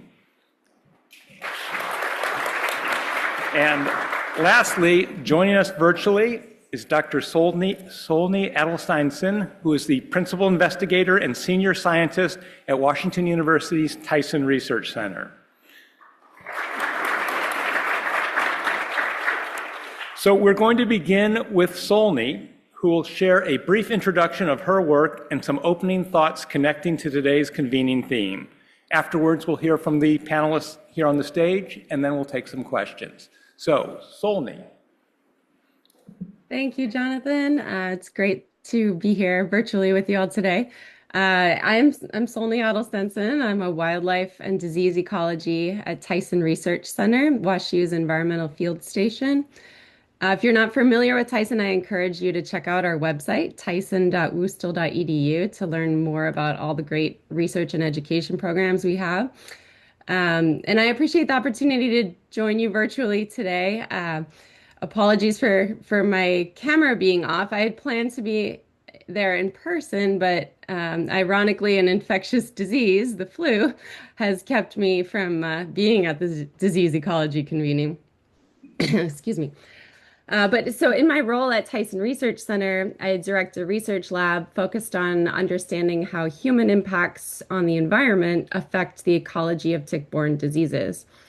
Our group uses landscape scale experiments, fieldwork, and mathematical modeling to look at how factors like prescribed fire, invasive plants, and urbanization affect tick populations, their wildlife hosts, and the prevalence of pathogens that cause disease. Prior to specializing in disease ecology, I studied evolutionary biology and worked professionally for a time as a conservation biologist. And I take those perspectives into my disease ecology research. Excuse me. Being a field station scientist, I also get to work closely with my colleagues Beth Bureau and Erin O'Connell to monitor critical wildlife species at Tyson and the greater St. Louis region. And we contribute data to national and international data research networks. And in the context of today's event, I wanted to highlight some of the interdisciplinary collaborations that are relevant for the discussions today. So for nearly 10 years, I've had the privilege of working closely with Yako Boone and Dave Wang, virologists at the School of Medicine. We've been conducting research on emerging tick-borne diseases in our region. We've also been fortunate to connect with Sharon Deem, a wildlife veterinarian at the St. Louis Zoo, and her team, which has allowed us to advance this kind of research more expansively into wildlife species. Sharon and I also co-developed and taught WashU's first One Health course for undergraduates as part of the environmental studies program. This course taught students from diverse majors about the important links among human, animal, and environmental health and engaged them in projects to tackle complex problems in a holistic way that takes into account these links. So again, thank you for the opportunity to be here today. I so enjoyed hearing Dr. Keesing's talk, and her work has had a huge influence on my career. So I'm really honored to be here, and I look forward to the panel discussion. Thanks. Thank you, Dr. Adelsteinson. Dr. Raghavan? I'm Ram Raghavan. I'm an associate professor over at University of Missouri. I work from the veterinary college. I'm an epidemiologist by training. That's my graduate training. I'm also shared with the public health program over at University of Missouri and the data science program. So I'm kind of split between three different groups over there. I'm a computational epidemiologist by training. Specifically, I use a whole lot of GIS and remote sensing methods to understand disease processes, disease ecology. I have, over the last 15, 20 years, spent a lot of time collecting ticks in our region, Kansas, Missouri, Oklahoma, and Arkansas. And I have been funded by the NSF to do some of that work, but my primary source of funding has been the US Fish and Wildlife Service, where I have been asked to do some spatial epidemiology for chronic wasting disease, which is totally out of the discussion today. It's not a zoonotic disease. But in my heart, I'm always trying to find the drivers of tick-borne diseases that are happening in our world, particularly in this region. I have worked closely with the CDC over the past many years. Our group, Harry Savage and I, my group, were the first ones to detect the Bourbon virus in Bourbon County in Kansas. We collected over 60,000 ticks, and one pool came out to be positive for that virus in that time. So I'm very proud to have been played a small role in that effort from CDC back many years ago. So I continue to try to understand and connect climate drivers to the emerging tick-borne diseases, particularly some of the viral diseases, Heartland and Bourbon virus in the region. And I go begging NSF and NIH for money. So that's just my background. Thank you. Dr. Stallings? Hi, so thank you for having me here. It's really a pleasure to be interacting with everyone. I'm Christina Stallings. I'm a professor in the molecular microbiology department here at Washington University, and I am a basic scientist, microbiologist, and immunologist. And I've spent my career focusing on diseases caused by mycobacteria. And there's a range of different types of mycobacteria that affect human health. Probably most famously is Mycobacterium tuberculosis, which is the leading cause of death due to infection in humans globally. And it was up there as a zoonotic infection because we actually spread tuberculosis to other animals and can acquire tuberculosis from eating unpasteurized milk or raw meat as well. But generally, this is a lung infection, a pulmonary aerosolized infection. But mycobacteria also includes other kind of famous bacterial infections, including leprosy, so Mycobacterium leprae, which is carried by armadillos. So as global warming increases and the armadillos are moving north to their new homes in Missouri and other areas around here, where we also see increasing cases of leprosy around this area. And then finally, I think really the most understudied area, but of important impact on human health is the non-tuberculous mycobacteria. So these are mycobacteria that are in the environment. They're everywhere. They're probably on your bodies right now. They're in the soil, even if you showered. But what happens is those mycobacteria can sometimes get in our lungs. And with our patients that have some sort of lung function issue, like COPD or cystic fibrosis, or people that are immunocompromised, like transplant patients or people undergoing chemotherapy, they're very susceptible to these lung infections, and they are really, really difficult to treat, and in many cases, untreatable, unlike tuberculosis and leprosy, which is a relatively treatable disease. And so I think kind of going back to some of the introductions, we know all of these are affected by climate, by the environment, and obviously the obvious one is the environmental mycobacteria. We know that their prevalence changes dependent on the season, dependent on how much rain we're getting, the acidity of the soil. But where I think our biggest gap is, and something we think about, is like, how do we then, if we know that, what do we do to protect our patients? Like, how can we use that information, I guess getting to the translate and translated, to actually do something about this? Because it's obvious that climate and environmental health are affecting these diseases. So I think that's why I'm here. Well, we are very fortunate to have all these experts here to have a discussion for the next half hour or so. And I'm going to start the conversation by asking a couple of questions, and then we will turn to the audience. And people who want to ask questions, the microphone will come to them. So think of your questions in the next few minutes, and then we will open it up to the audience. So I have a particular question to start with, and apologies to Dr. Stallings, but the rest of you study ticks. What, if anything, is special about ticks? So I can go to the moon and come back, but I will always be known for studying ticks. And I'm the tick guy. Ticks are special because they are the largest. We think of mosquitoes as the leading cause of infectious disease, malaria, and a number of them these days. But ticks are everywhere.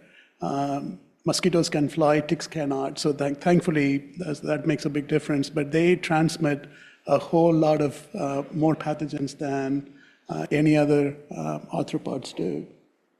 And people don't often see them. They have a tendency to pass the infection to you without you knowing them for some time. And unless you're very careful, and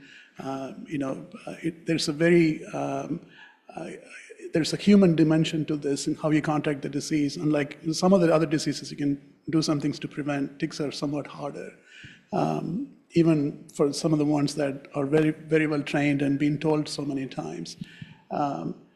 Ticks can also transmit the one tick species that is invading and spreading across North America at the moment, the longicornis tick. It's called Asian longhorn tick. There is nothing Asian about this, so please don't call it Asian longhorn tick. It's longhorn tick. It's sort of the Walmart for all kinds of pathogens in the world. I mean, I've lost track of the number of pathogens that they are known to transmit, and it is slowly starting to replace, if I'm right, Amblyomma americanum, which actually was replacing Dermacentor variabilis and that sort of thing. So ticks can be very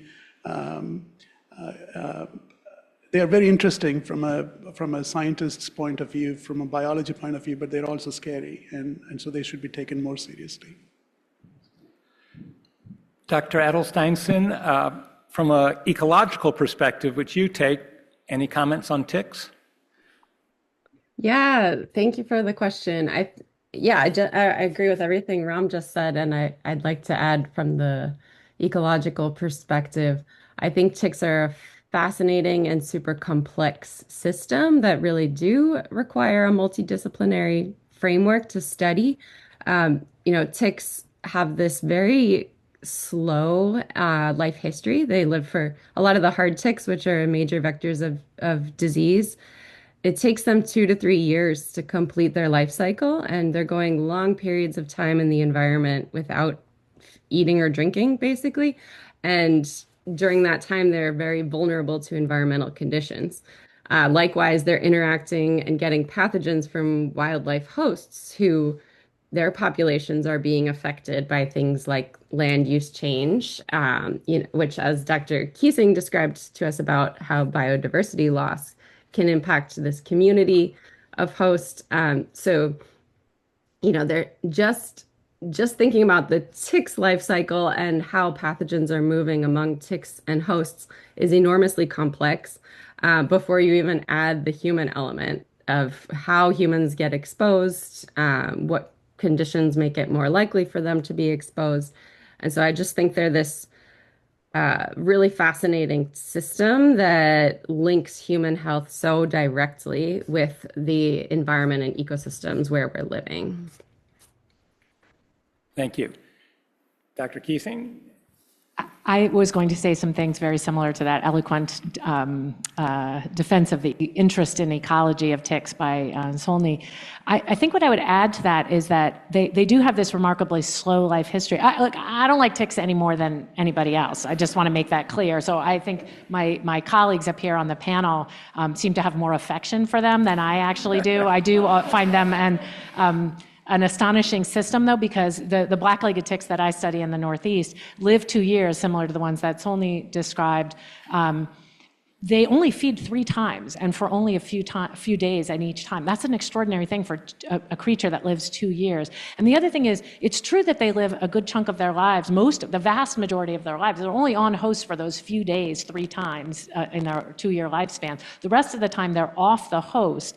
And they are vulnerable to the environment in that way, except that they have adapted to live in New York at, as low as -15 or -20 during the winter, and up to, the best New York can throw at them, which is typically well into the 90s and over 100 and very humid. It's the same tick and it's surviving all year. And they do that by not being as dumb as they look. They can actually move up and down off host in the leaf litter, and they modulate their exposure to temperature and moisture incredibly well. So I don't like them, but I do admire them as biological creatures.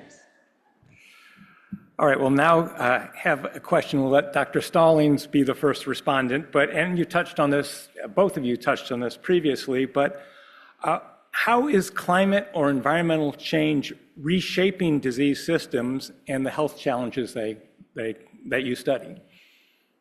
Yeah, so I think there's multiple ways. There's kind of the obvious one that I mentioned, that much like the tick, bacteria as well have to survive in the changing climate, in the soil, in the water, everywhere. And they're also going to shift in their prevalence depending on how cold it is, how hot it is, what's going on with not just climate change, but also climate events. But I think other things to consider is also how we interact with our environment as well. So climate change is that, even utilizing things like humidifiers or, changing what we're doing to adapt is also going to change our exposure to different types of microbes that we may not have been exposed to before. And I think something else that we think a lot about is how the changing environment is also just affecting the human body and human health and our susceptibility to various infections. And so obviously, climate events have a huge impact on those that are in the area that it occurs and their own health, which then can spur epidemics of certain diseases in those areas. And so I really think of it as multiple layers that we need to understand more about by all working together in order to be able to fight either what's coming or what's already here. Solney? Oops. Yeah, certain. I mean, there's many direct impacts, I think, on tick-borne disease systems as well. Just thinking about how ticks survive and their susceptibility to environmental conditions. And we're also seeing range expansions, and some of that's driven by climate, and some I think is driven more by land use change. Areas are becoming more conducive to tick populations, and those populations are able to grow larger in certain places. So from the disease standpoint, now we have ticks interacting that historically didn't. For example, the longhorn tick.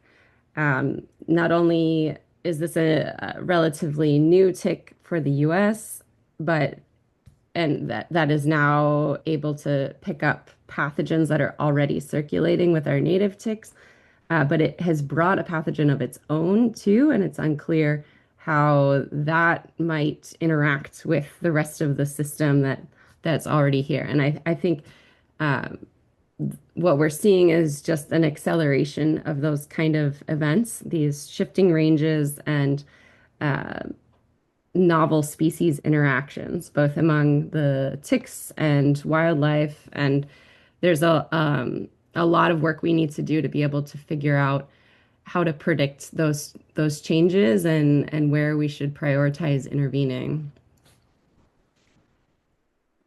I just wanted to quickly add, in addition, I wanted to echo what was just said. And then it's not only over space that we are seeing a lot of range expansion, Amblyomma americanum ticks, the Lone Star ticks, the ticks that any of you have seen tick, that's probably what you have seen.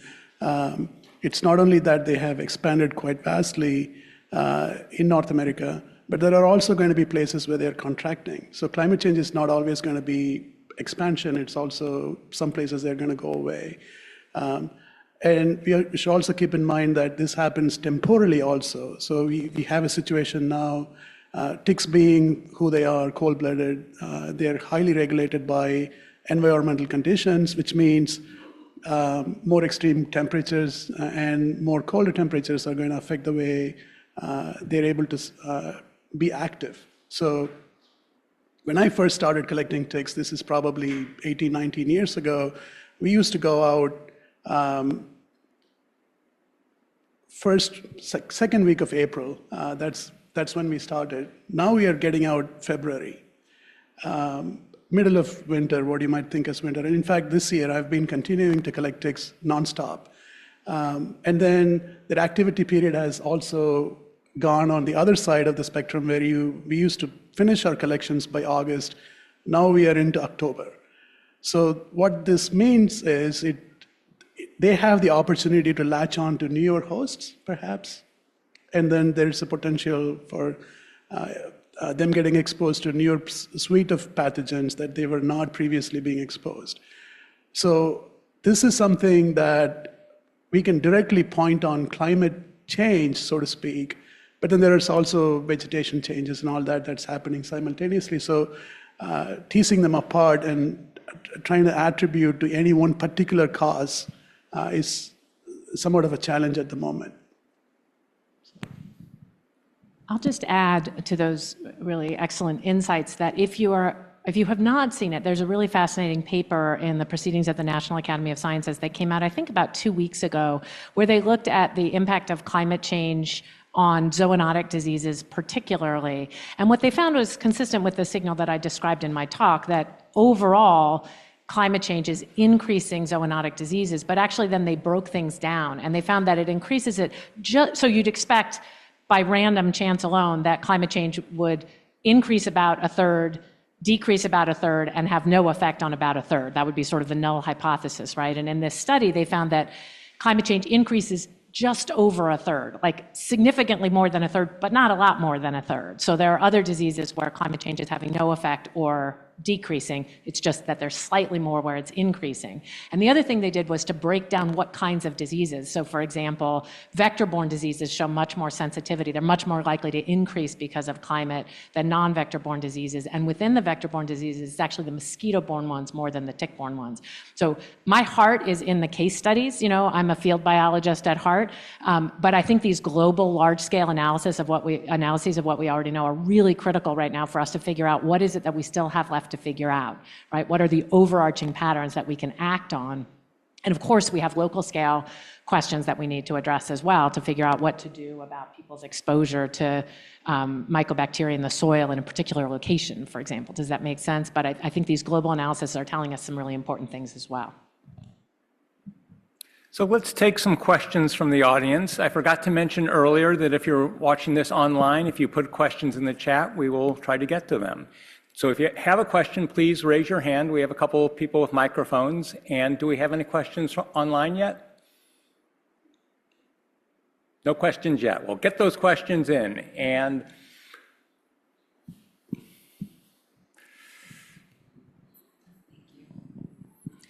hi, my name is Justine, and my children have enjoyed camp at Tyson and have not enjoyed the ticks, but I'm glad to go home tonight and tell them about your work. And I bring that up to say I'm really interested in the way Dr. Keesing ended her talk about translated projects. And so could you discuss what you could envision for a translated project for Missouri or St. Louis?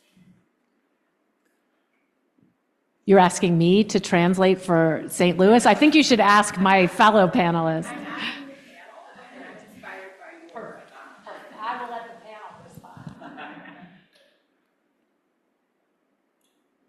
If it is to do with ticks, and I would say, you have to be sort of, I'm not sure if correct me if if I'm not getting to the answer you're looking for, but you have to sample more, and you have to sample the right kind of species. And that's a challenge that we have. We're not training enough people at the moment. National Academy Press published something a few years back where they say everybody is interested in doing PCR work in the lab, there's not enough people going out. And so there are some real challenges out there. So translate, if that's the kind of answer, but please go ahead. That's one point I can think of that needs to happen.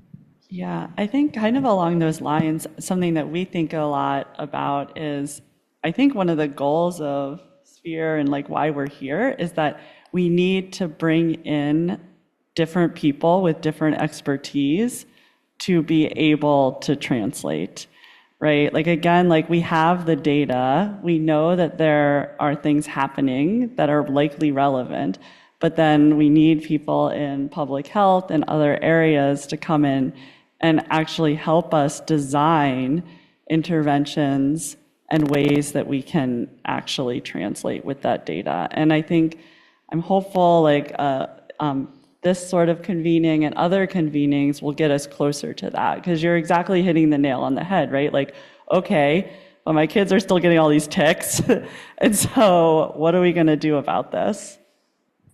Just going to jump in on translation, but not in Missouri. In New York, my colleague Rick Ostfeld and I recently finished a 5-year study to ask about translation into people's yards, because in New York, most cases of Lyme and other tick-borne diseases are thought to be contracted paradomestically, like around people's yards, not at summer camp even. That's the thought is it's around your home. And so we did a 5-year, basically like a clinical trial in people's backyards. We worked with 3,000 people in Dutchess County where we live, and we applied different treatments to their yards. It was a massive study, which is a whole other conversation. We did it over 5 years, and we managed with these commercially available treatments to knock ticks back by about 50% in their yards, and we tracked it all the way through to cases, which was an enormous effort. It had just never been done this way. So we knocked ticks back. We showed how we could document exactly how these interventions worked, and we also followed through to cases from the residents of these neighborhoods themselves, and then we followed up with their doctors, okay, to confirm diagnoses. And you know what? We can knock back ticks 50%, and it had no effect on the number of cases. So to me, the frontier in tick-borne disease research translation is to address that schism. This is not the only study that has found something similar where we can knock ticks back, but it doesn't affect cases. So there's something we don't know about the connection. That is a missing critical link. To put on my like tick nerd hat, a critical link is environmental risk is not connected to epidemiological risk in this system in a way that we understand. So maybe they are getting them more at summer camp or the local park or whatever, and paradomestic was wrong all along. I could go on and on about this. It's just to say that we actually do have some really good gaps.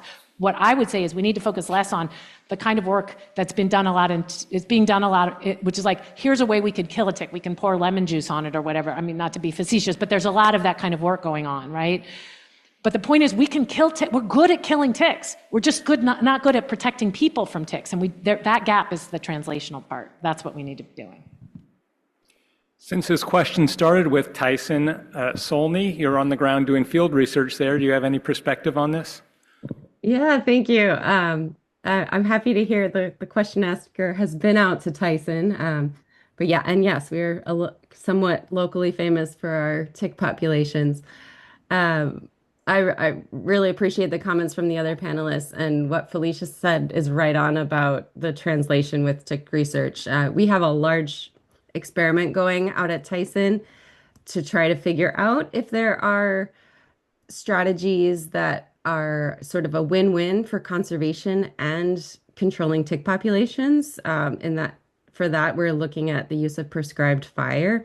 So we have this large landscape scale experiment where, excuse me, we have 16 plots across all of Tyson, 5-acre plots each, and they're set up in pairs, and we burn one of those every few years, and one out of each pair every few years, and we're measuring the tick response. We have seen a dramatic drop with the black-legged ticks, which, is great, but also they're not the main disease vector in Missouri. It's less clear what the impacts are going to be on Lone Star ticks. But again, that's very much the ecological view of, yes, can we reduce environmental risk? Can we reduce tick populations?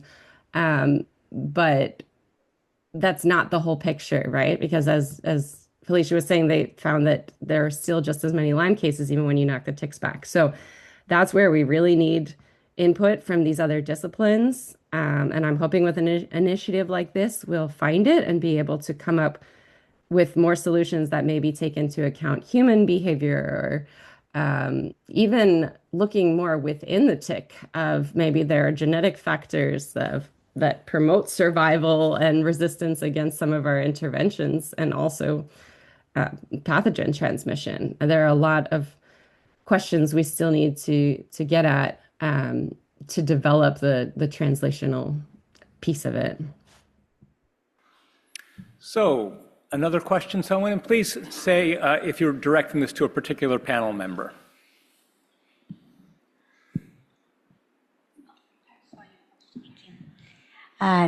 This is for all of you, but it's related to the maps. First, just thank you. I feel much smarter just being in the room with you, so I appreciate that. I'm a pediatrician. My name is Anu, and I mostly focus on the intersection of translating public health data or science into practice. And I'm thinking about the maps you showed, the hypothetical maps, and this may apply across all of you, but for me, it landed as a missing puzzle piece in really how destructive that message is and how people view their personal risk for all of these infections that you all are talking about. So 2 out of the 4 domains you showed have to do with personal choice around resilience or countermeasures. My question is, are there intentional efforts to control hypothetical mapping that is then used for messaging with general public, or to combat what ends up maybe unintentionally becoming misinformation, given the anti-vaccine sentiment happening nationally? That's a great question. I chuckled when you said you felt smarter being in the room with me. If I interpreted your question, because I was just thinking, if only you could send that message to my children. That's what that's why I was laughing. I think you're asking a spot-on question. I mean, bringing up these 4 larger components of pandemic or health preparedness. You know, we need to think about all of this in the conversation with all of those things. And you're right, they're about 2 of those 4 are really about individual choices, and arguably at least 3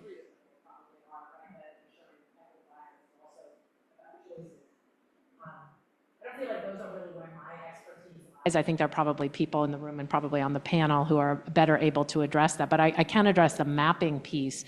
And that is to say that this is science, right? And so our correction factors are really from within science. And so I've been talking about this kind of thing in scientific circles because I really think we have to self-correct that, putting out these maps of saying where risk is high. We have to catch ourselves doing this. And right now, I mean, I could go on about reward structures, but right now, if you make a really, really nice map that predicts that kind of emergence, you stand a decent shot of getting it into a great journal. And that is something that we as practitioners should be correcting. We should be saying, if you want your map in one of those great journals, you have to test it, right? That's for us to decide as reviewers. We've got enough of those hypotheses that predict enough different things that it's not even useful anymore. And here's what I would say. I didn't point this out about the maps in as much detail as I could have, but the whole point of these maps, that first 2008 map, the whole point of that map was to, they wanted to tell us where to find the next pandemic pathogen before it jumps. That's the idea. And there's been a huge amount of money flowing into that effort. There still is. Okay, well, where are we supposed to look? In that map, they have just a couple of places around the world, and that was the idea. We can pinpoint these hotspots, and then we don't have to look anywhere else. But if you put all those maps together, there's almost nowhere we don't have to look. Does that make sense? Like, pretty much all of North America lights up on one map or another, much of South America, all of Europe, sub-Saharan Africa, most of Asia, Eastern Australia. So we've got like Western Australia and Antarctica that we don't have to look at this point if we believe the maps. The thing is that what we're choosing to do is to believe a map and not another map, but we have no reason to be making those choices. Does that make sense? So I think it's just, my point, I think, about those maps more broadly is that I actually think that whole strategy has failed of trying to find the pandemic pathogen before it jumps. And I could go on about why we're looking for the wrong pathogens, and you already know what I think about what we're looking in, right? The bats. So I think we just need a different way, and I've sketched what that way is. It's prevention through what we understand ecologically, because that strategy seemed promising 20 years ago, and it just doesn't anymore to me. So,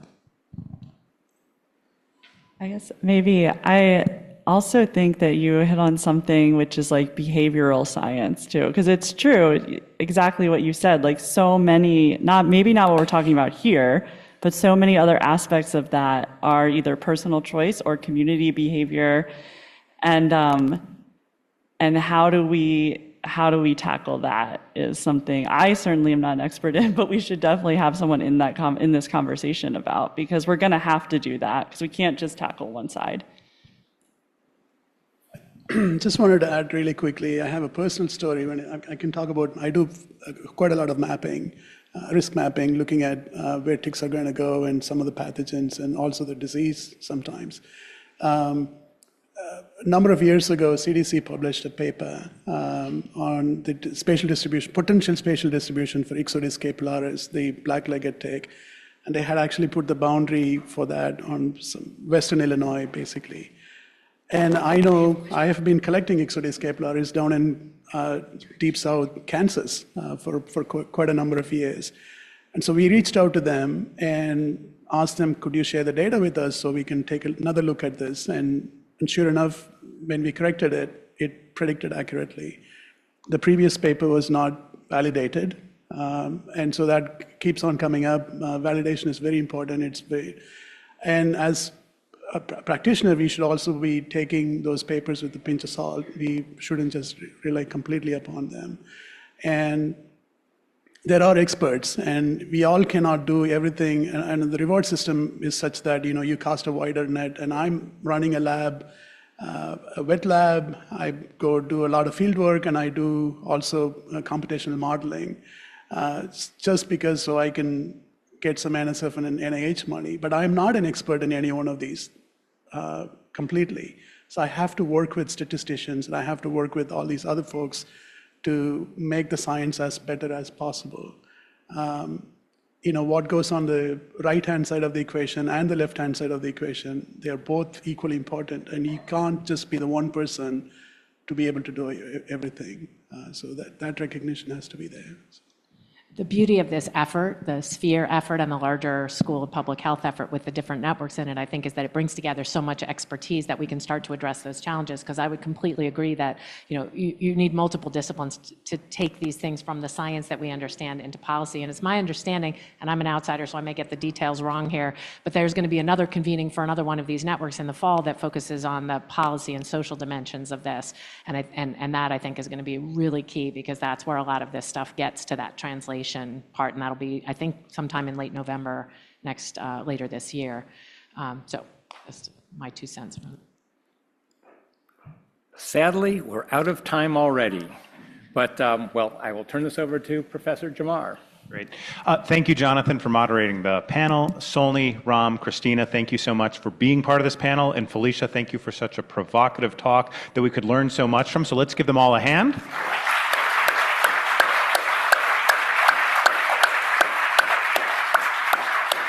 All right, we are moving into a break for 11 minutes. So your challenge is get a refreshment, meet somebody you haven't met before, and then come on back for this. It's all keyed up. We had a real focus on research here, and I'm so glad that we ended with translational and translated, because coming back, we're going to see some people who really have been on the front lines of conservation work, of healthcare work, and implementation science. So getting to that translated piece is going to be coming up right after the break. So take a little break, and I'll see you soon.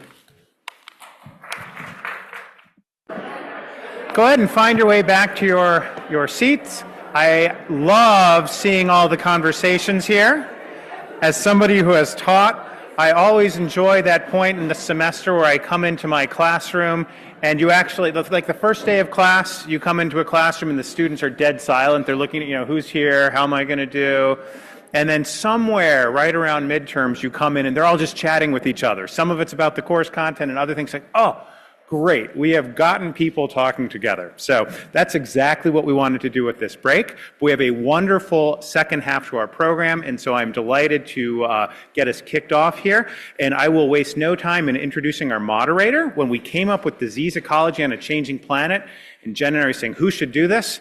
I distinctly remember meeting Dave Wong, and he introduces himself. I'm Dave Wong. I'm a virus hunter. I said, we absolutely need the virus hunter here to be moderating this next session. So I welcome Dave Wong from the School of Medicine up to get us started. Welcome, Dave.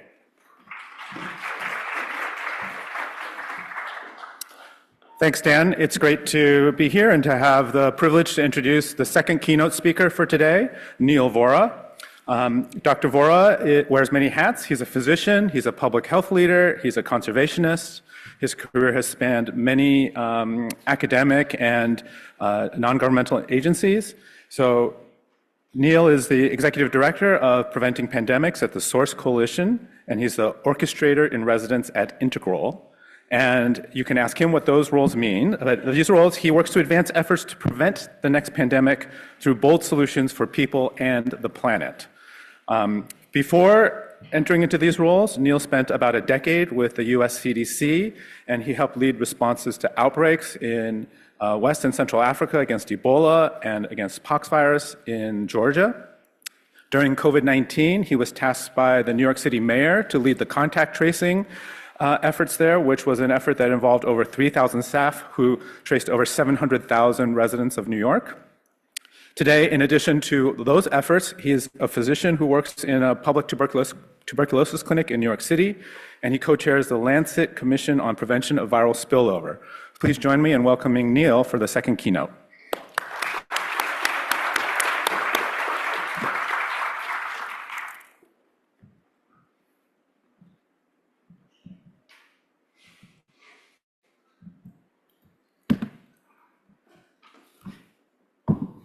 All right. Well, first of all, a huge thank you. What an amazing event, and the hospitality has been incredible.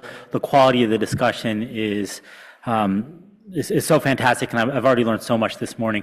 It is a huge honor to be here today and to share my perspectives on investing in nature for our own health. A few things just to start off, a disclaimer. The views in this presentation are my own, not necessarily that of my employer. I have no conflicts of interest to present, to share. And so I'm going to break this talk down into 3 different segments, and just taking out my phone so I can time myself. So the first one we're going to talk about is zoonotic disease emergence. So there's going to be a little bit of overlap with what Dr. Keesing had said, but then I'm going to build on it and talk a little bit more about the policy opportunities here. Then we're going to talk about a syndemic. And finally, so I wanted to offer some parting advice to those embarking on a One Health or a planetary health career. It is so exciting to see what is being built at WashU. And so for those of you who are students right now, this is just such a great opportunity for you to get more engaged. And so I thought I'd give you some of my thoughts on that. And so let's launch into the first part on zoonotic disease emergence. Now, for the purposes of my presentation, I'm going to offer some definitions. You ask Dr. Keesing or anyone else, you'll probably get a different set of definitions, but this is good enough for the purposes of my talk. So I'm going to consider a pathogen an organism that causes disease. A zoonosis is a disease in humans caused by a pathogen with a non-human animal source. Emerging infectious diseases are infectious diseases whose incidence in humans has increased or threatens to increase in the near future. And finally, pathogen spillover is the transmission of pathogens across vertebrate species. Now, this is the same paper that Dr. Keesing had shared as well. And she did such a great overview of some of the outcomes from that study or from that investigation, as well as some of the flaws in their methodology. The reason I'm sharing this right now is that I'm going to rewind back to 20 plus years ago. When I entered undergrad, my goal was to combine a career in public health with a career in environmental conservation. Because growing up, when I was a kid, I decided I wanted to one day wear a hazmat suit and chase dangerous diseases around the world. My dad had smallpox when he was a kid. He is from India. He survived, which is why I'm here to this day. But over 70 years later, he still has the legacy of smallpox on his face in the form of scars. And so when I was growing up, he was the one who helped me understand the impact that infectious diseases can have on people's lives. He was the one who told me about the incredible work of people in the 60s and 70s that eradicated smallpox. That's a gift that keeps on giving. None of us in this room have to worry about smallpox. At the same time, I've always loved animals and nature, and so I wanted to bring these two together. And so, when I entered medical school by 2004, and I would talk to my faculty through no fault of their own, when I would ask them for their advice, how can I bring together my passions for health and conservation into a career, I would get a lot of blank stares. We were not talking about things like planetary health or One Health. The term One Health had just been coined in 2003, and planetary health wouldn't come around for another 11 years or something like that. And so I started having this existential crisis, and I wondered, did I make the right decision by going to med school? And then I took a year off between my third and fourth years of med school, spent most of that year in Uganda. I was doing HIV and malaria research. And one day, out of the blue, my undergraduate research mentor, a marine biologist, I did marine biology research as an undergrad, she sent me this paper, which changed the trajectory of my career. The limitations of the paper notwithstanding, it changed how I perceived my own future, which is weird that a scientific paper can do that.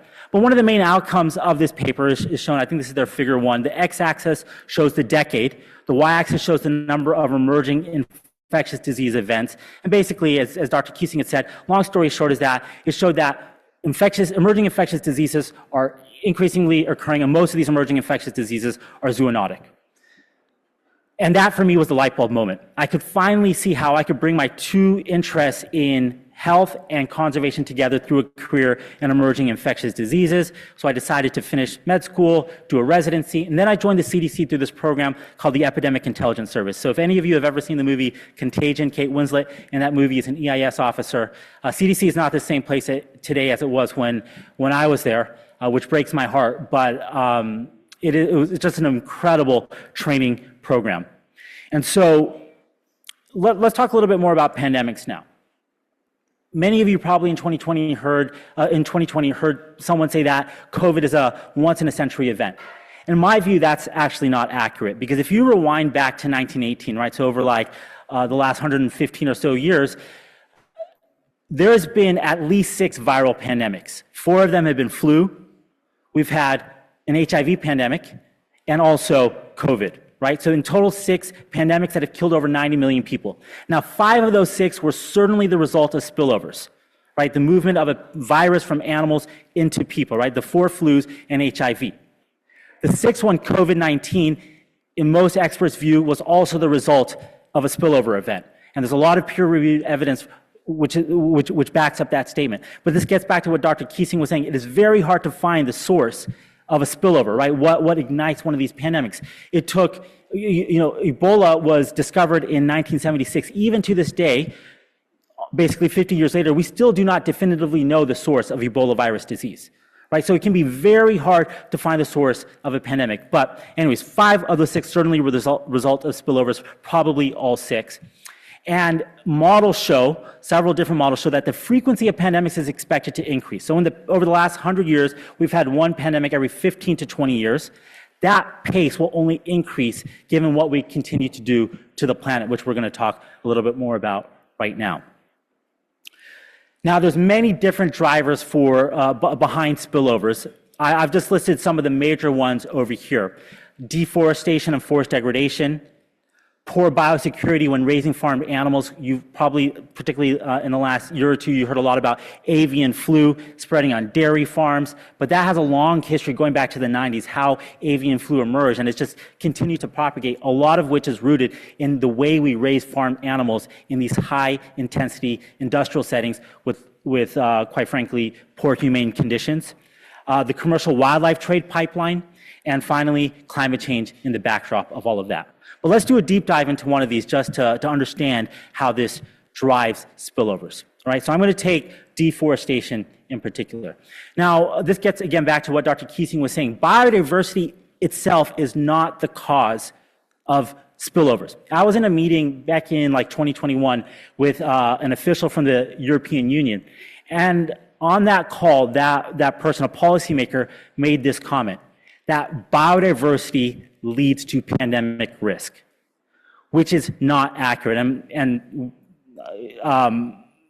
my jaw dropped, but you have to engage cordially in that. But that is just a misunderstanding of where the risk comes from. Rather, it is human activities that lead to loss of biodiversity that creates that risk for spillovers. And there's a number of different mechanisms by which deforestation and land use change can drive that spillover. So here are just 4 of them. Number 1, as you can see in this picture right here, when you deforest, you create this forest edge that allows people and our domestic animals to come close to that forest edge and increase the physical opportunities to interact with wildlife, thus creating that opportunity for spillover.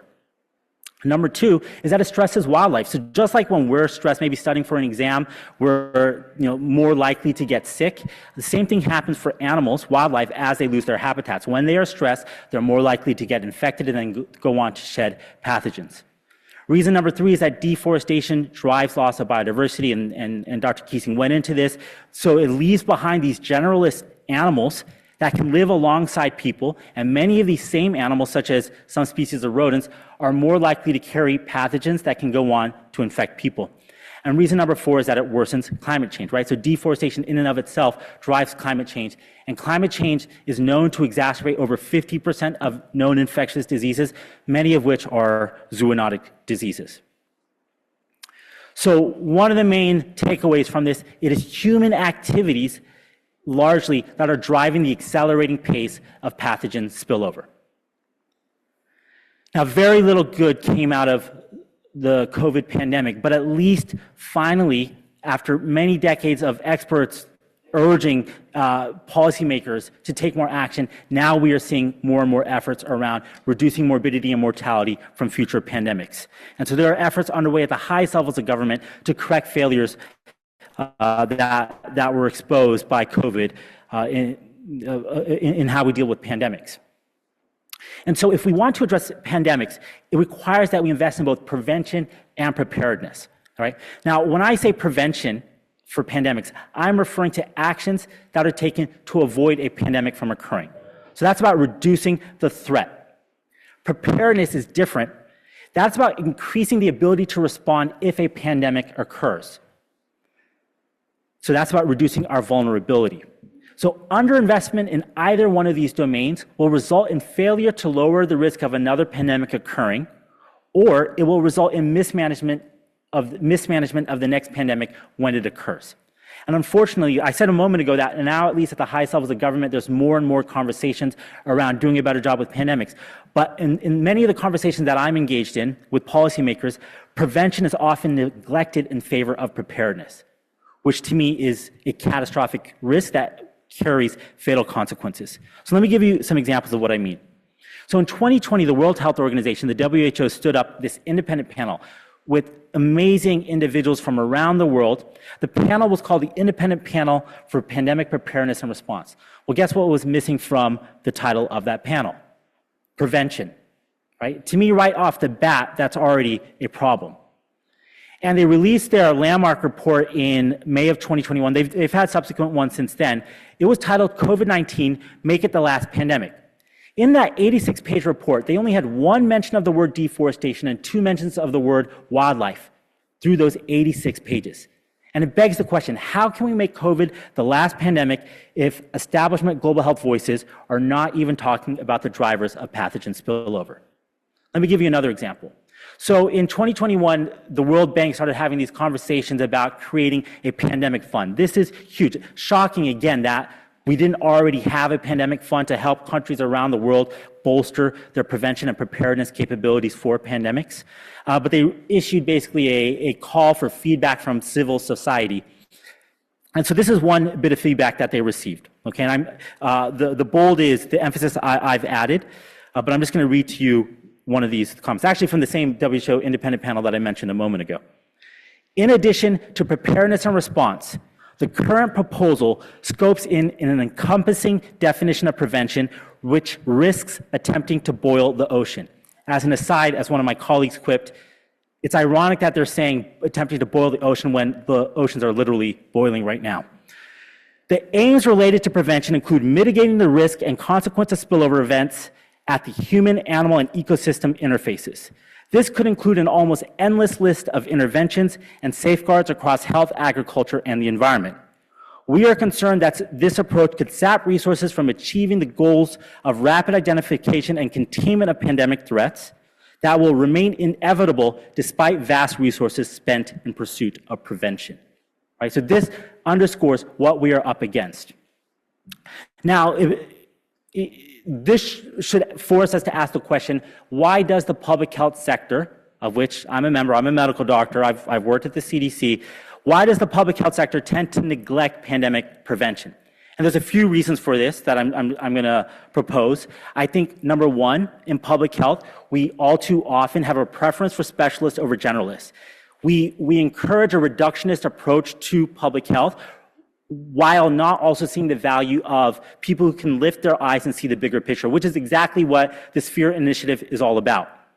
Number two is that there's an aversion to complexity. When you are moving beyond just Homo sapiens and talking about how people interact with the environment, wildlife, domestic animals, and so much more, we're suddenly dealing with more and more complex systems. Number three is that there's short-termism. We focus on short timelines that often mirror political timelines and funding cycles rather than the long term. And the returns on investment from prevention often do not get realized for decades later. Number four, it's difficult to measure the success of pandemic prevention, right? You're avoiding a pandemic entirely, so you do not have a counterfactual to compare to. Getting back to Dr. Keesing's point about having a control group, it's very difficult to do this in the field of pandemic prevention, as opposed to if you're testing a new vaccine for some pandemic potential pathogen, you can randomize people to two different arms of the study, right? One group gets the intervention, the other group gets the placebo. You don't necessarily have that same opportunity when it comes to pandemic events. And finally, there's a bias for inaction. We like the drama, the action that comes with responding, rather than investing upfront in prevention.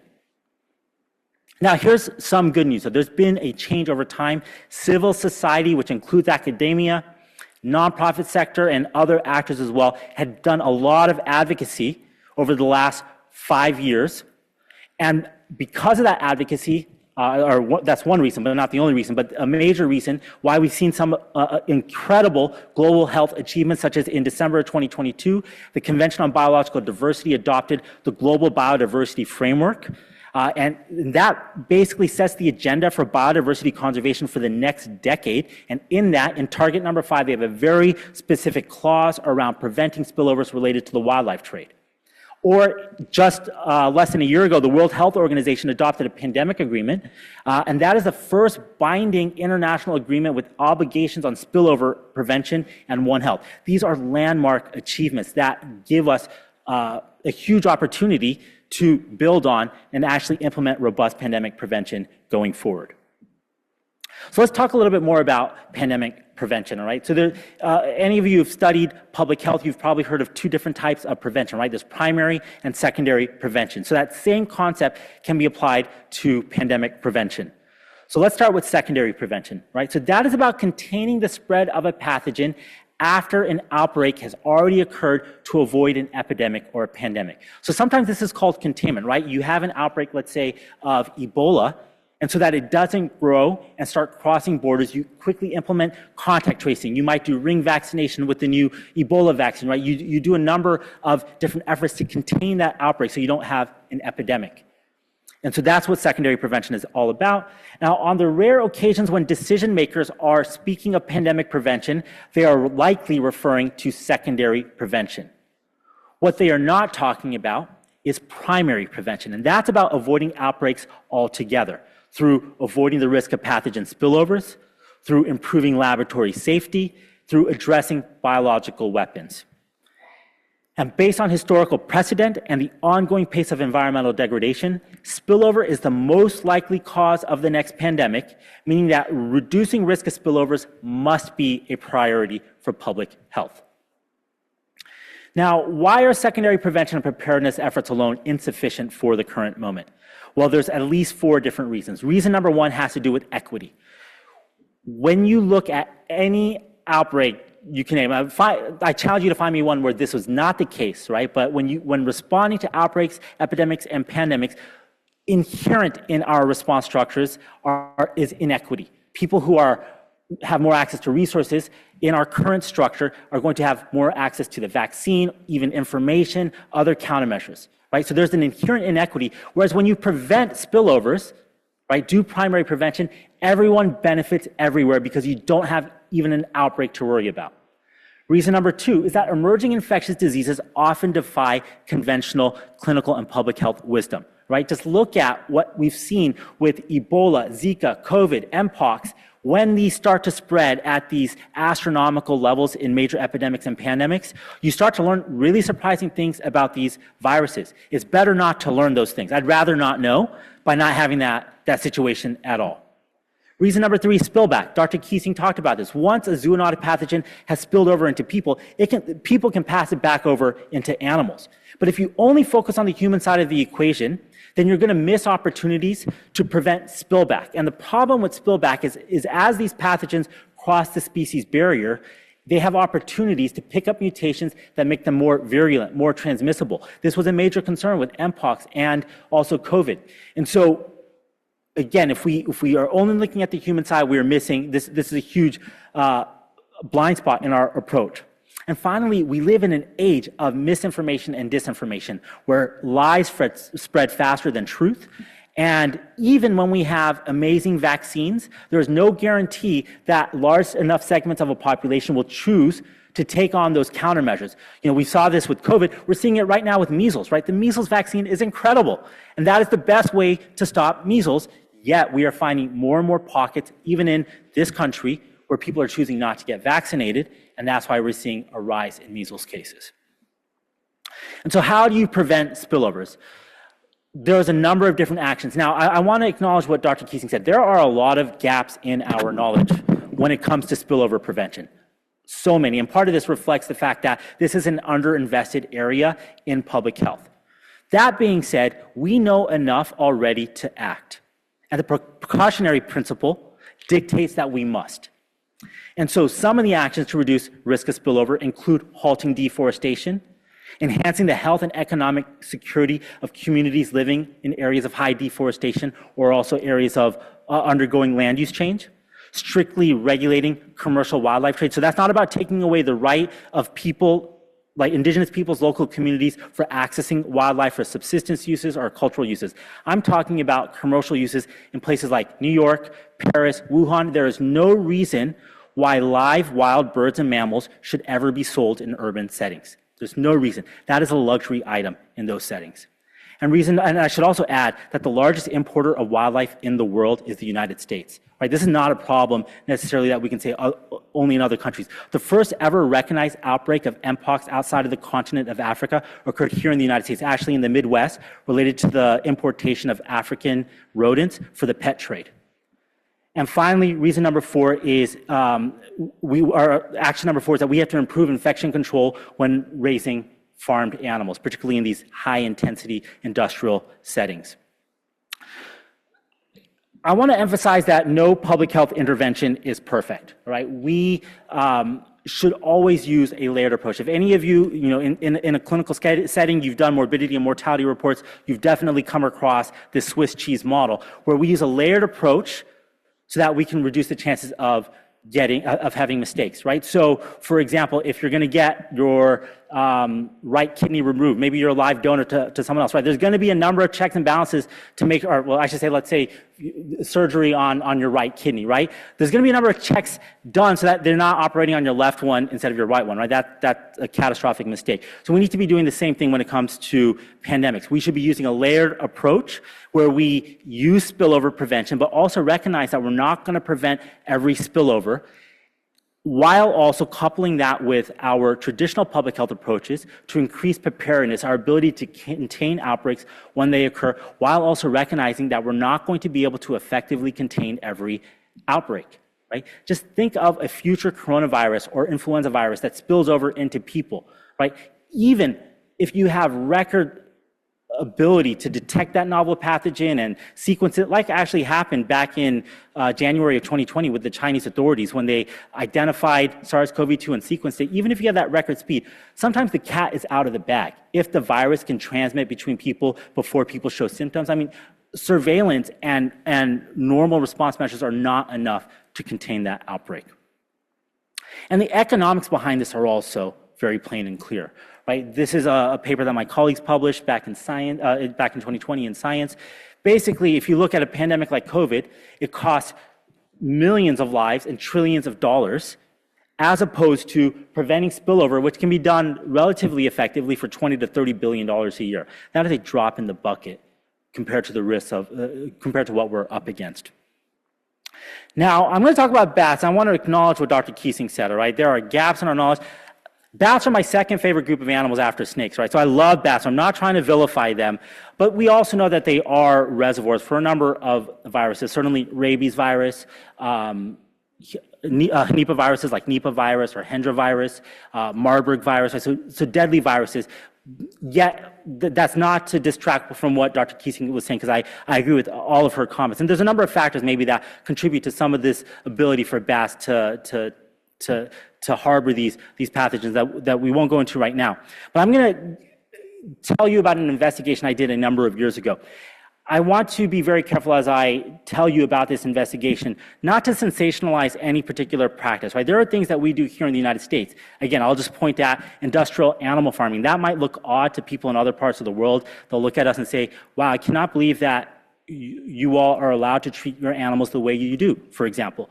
And we can go on about that, right? But the reason I'm bringing up this example is to illustrate a point about equity when it comes to pathogen spillover and zoonotic diseases. Now, around, I think it was in 2013, this is before the big Ebola outbreak in West Africa. But we had, when I was at the CDC rabies program, we had heard of this annual festival. Actually, it happens twice a year. This festival in which people in this one part of Nigeria run into bat caves and catch all the bats they can, and then these bats are cooked and eaten. It's only men and boys who are allowed in these caves, and it's only at these 2 times of the year when the local king and his priests say that now is the time of the year for the festival. Our concern is that we had suspicions that the bats in these caves were potential reservoirs for Marburg virus and other concerning pathogens such as class 2 lyssaviruses that are related to rabies virus, but for which the vaccines might not work, such as Lagos bat virus. And so we were concerned, is there a risk for an outbreak in the setting of an activity like this? And so here's some examples of the bat hunters. I want to be very clear, like, unless you have training for handling bats, I would say, like, avoid handling them. If you have a bat in your home, certainly, like, you know, call your local health department, and there's ways to remove it safely, but this is not an advertisement for people without proper protective equipment to go interact with bats. So here's an example of one of these bats. This is a Rosetus aegypticus bat, so it's a known reservoir for Marburg virus in Central Africa. Marburg virus is a cousin of Ebola virus, very deadly. Here are more of the bat hunters. You can see the slingshots around their necks. They're holding Rosetus aegypticus bats. And here's a pile of those bats. And so, you know, we went there. We, of course, asked, whenever you do international research, priority number one, you know, students, I'm sure you're learning about this, right? You always, number one, partner with local colleagues. You make sure that you're adhering to local customs, all right? And so in this situation, we arrived in the area outside of the bat festival, right? We're not allowed in those caves outside of those times, but we got permission from the king seated at the center there to enter the caves ourselves to do this work. We were doing all of this work in collaboration with the local university and the Ministry of Health in Nigeria. And so we got permission to enter the caves. This is also an area of Nigeria with some regional instability, so we were traveling around with armed guards with AK-47s and in these suburban cars with the bulletproof glass, right? So it was quite an affair, but like we did get the permission to like get in, to enter the cave. So here we are trekking through the forest, and you can see like these massive boulders in the back, and that's the entrance of the cave. So you get fully suited up and you go into the cave. Now remember, the people are already interacting with these bats outside of this work that we were doing, right? So we were trying to understand, though, again, what are the public health risks from this activity? Because this is an area that's connected to Lagos, to Abuja, big cities in Nigeria. And if there was an outbreak, then it could potentially spread quickly, right? You can see my colleague in the foreground, just to give you a sense of the size. So you get suited up and you descend into the cave, and it's literally pitch black inside the cave, except where your headlamp is shining. The floor is moving with lizards and insects, and bats are flying everywhere. I love this type of stuff. I know it's not everyone's cup of tea. And then, of course, we were pairing this work with surveys in the surrounding villages. So here we are doing the surveys. Through the course of this work, we discovered a new species of bat-borne bacteria, a Bartonella bacteria, that we showed was actually infecting people. We also found evidence of lyssavirus circulation in these bats. So like I was saying before, I'm not sure how much you all know about rabies virus. Rabies virus is the deadliest infectious disease, or rabies is the deadliest infectious disease there is, right? Once you show symptoms, it's virtually assured that you're going to die, sadly, right? But if you get the vaccine fast enough before symptoms show, then you can avoid that horrific death. But there are other viruses to the rabies virus that we basically show were circulating in these bats, and it's not clear that the rabies vaccine would be effective against these. Now, in our surveys, over 2,000 people were represented, and here's what's shocking. 10% of those people reported having ever had bat contact. 2% had ever been bitten by bats. That is really high, right? Like, how many people in this room have had contact with a bat? I'd venture to say 10%. How many of you have been bitten by bats? No one. So this is, to me, really shocking. But what's even more shocking is that of those with bat contact, only 1% had ever had rabies vaccine. So of those of you who had bat contact, raise your hands again with ever having had bat contact. Now, keep your hand raised if you got the rabies vaccine. Pre-exposure. Oh, okay, so we have a vet in the room, or you work with animals? Okay, there you go. Anyways, the point is, if you wanted your vaccine, you would have been able to get it, but people weren't having access, right? So to me, the concerning thing here is an issue of equity. People are engaging in an activity, yet they don't necessarily have access to the vaccines to keep them safe, right? And this is before there was an Ebola vaccine that was licensed. This is before the West Africa Ebola outbreak. But this just underscores the need that we have to be, our job in public health is to keep people safe. People are interacting with wildlife all around the world. I did an investigation around the same time as this research study of an American who was a hunter who used to train his dogs against raccoons, got bitten by one of those raccoons that he had caught, ended up dying of rabies. His organs got harvested. It wasn't known at the time.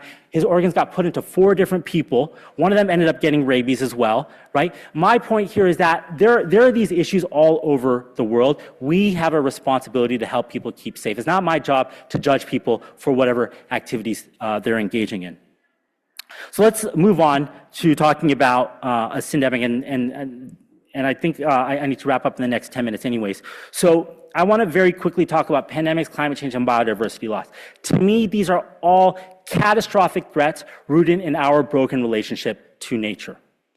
And you know, when you think about climate change, the climate is changing because of human activities. This is unequivocal.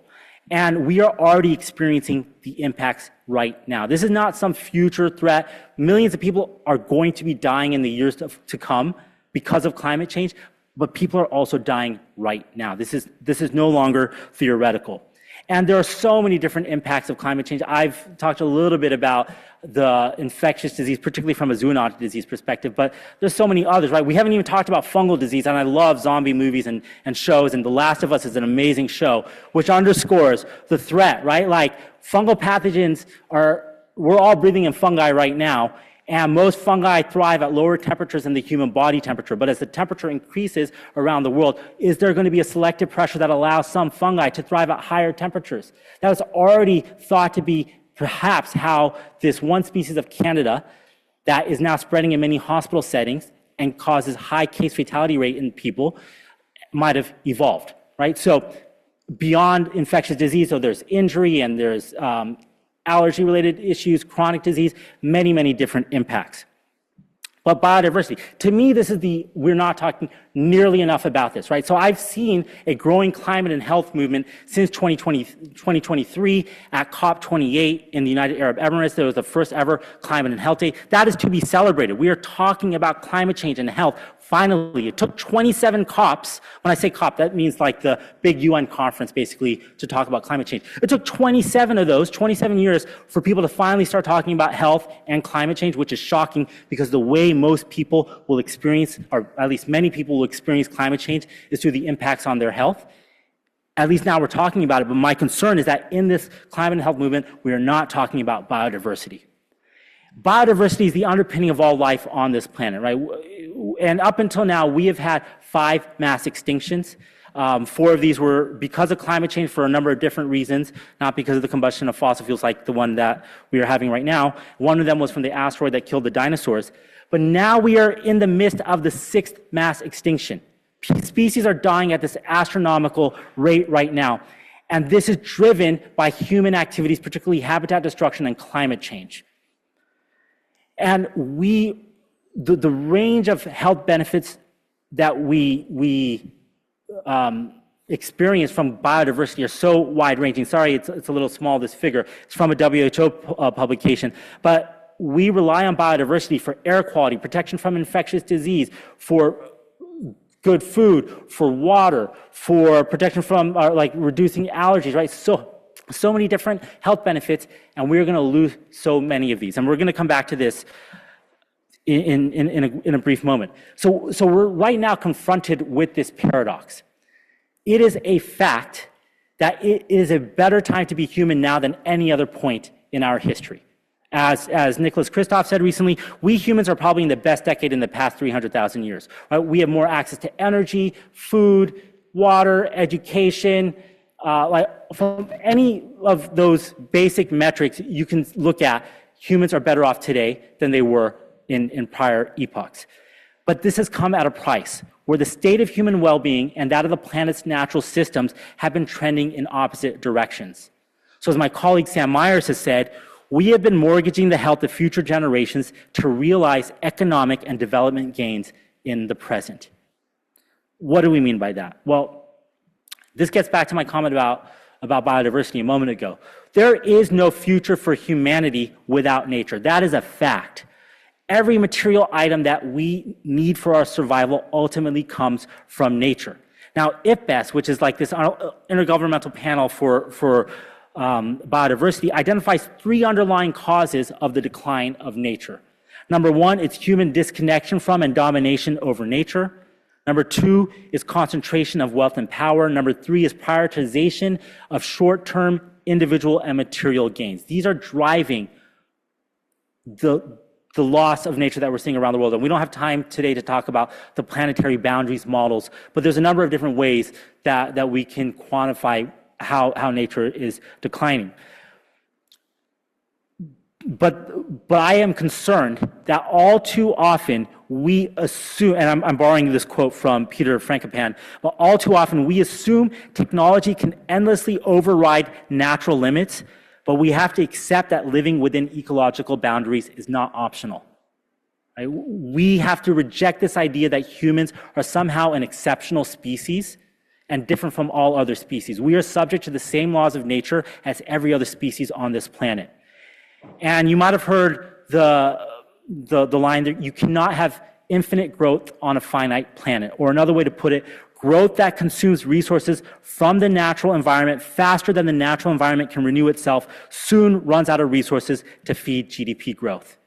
Right? This is not sustainable to continue as we are right now. And actually, we use that word sustainable. One of my favorite authors, Ayanna Elizabeth Johnson, said, if anyone asked you, like if you're, for example, in a relationship, romantic relationship, and someone asks you, how's that going? And you said, oh, it's sustainable. You'd get a lot of weird looks, right? That's from Johnson, right? And I agree, right? Just striving for sustainable is not good enough.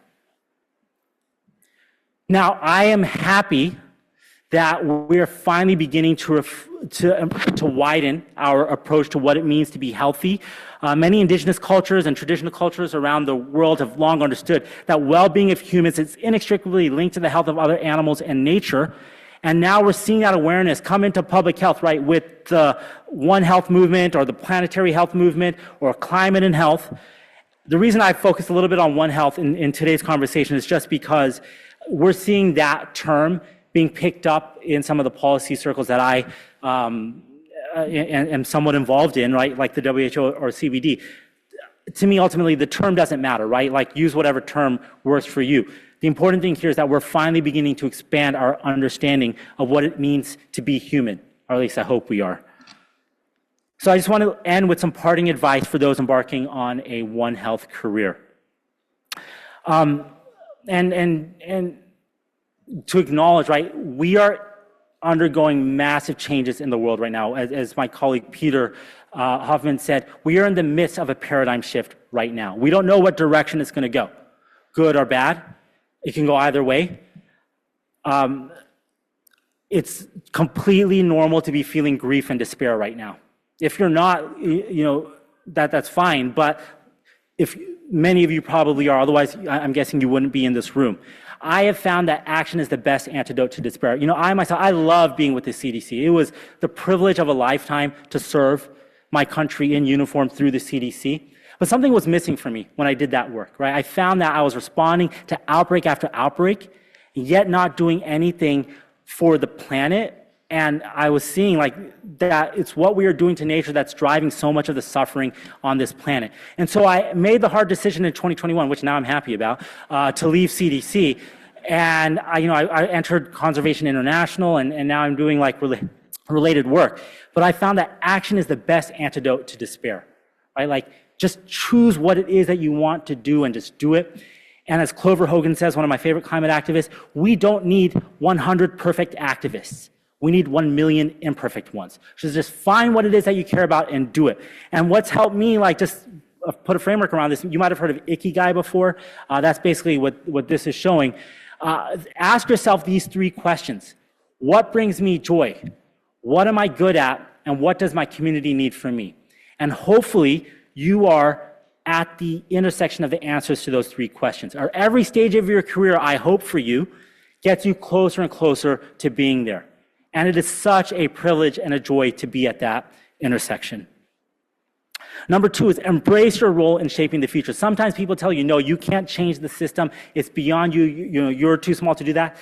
Remember, we are in the midst of a paradigm shift right now. Everything is changing, right? All bets are off right now. You are part of the solution, right? So I've seen so many times, the people that I've entered medical school with, I've interviewed people from med school, whatever, right? People come in with so much idealism, and then the process beats that idealism out of us. And I encourage you to hold on to your idealism. Do what it takes to remain idealistic, because we can create a better world. And part of that is about breaking down barriers and forming unusual alliances with people that we wouldn't normally be talking to, just like this initiative is all about, right? Building bridges across society, and share your ideas, right? Write, speak, post, podcast, do whatever it is, but get your ideas out there. They are worth it.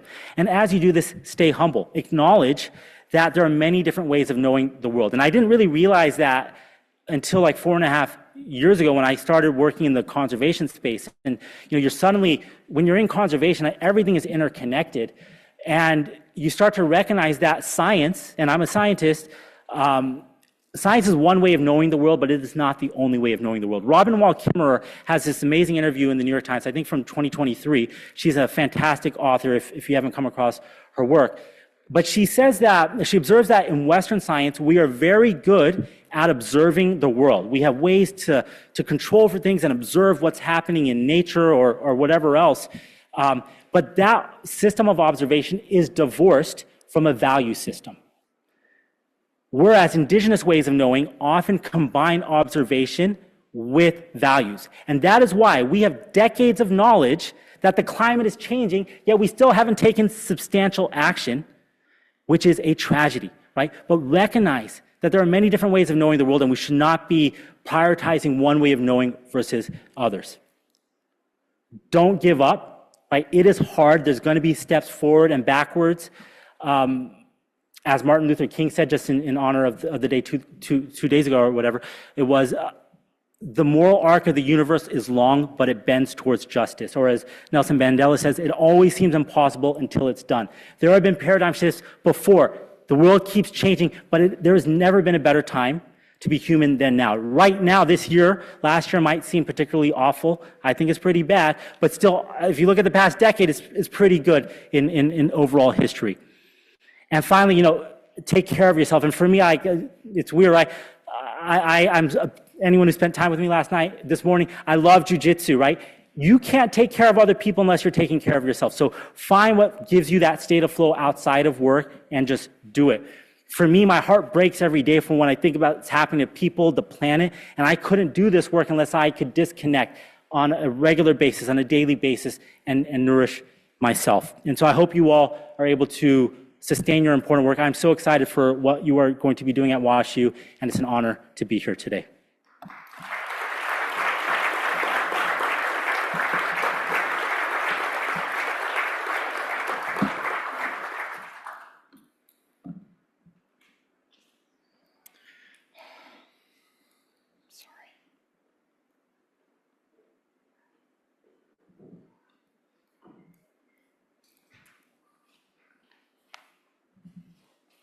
All right, let's thank Neil one more time for an incredibly provocative and thoughtful presentation.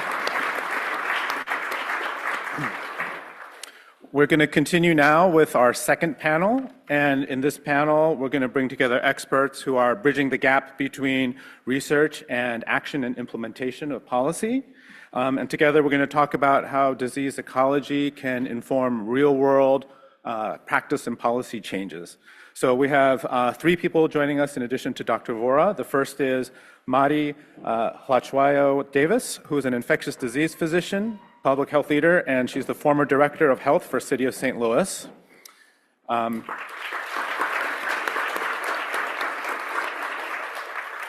We have Doug Luke, who is distinguished professor in public health systems science at the School of Public Health.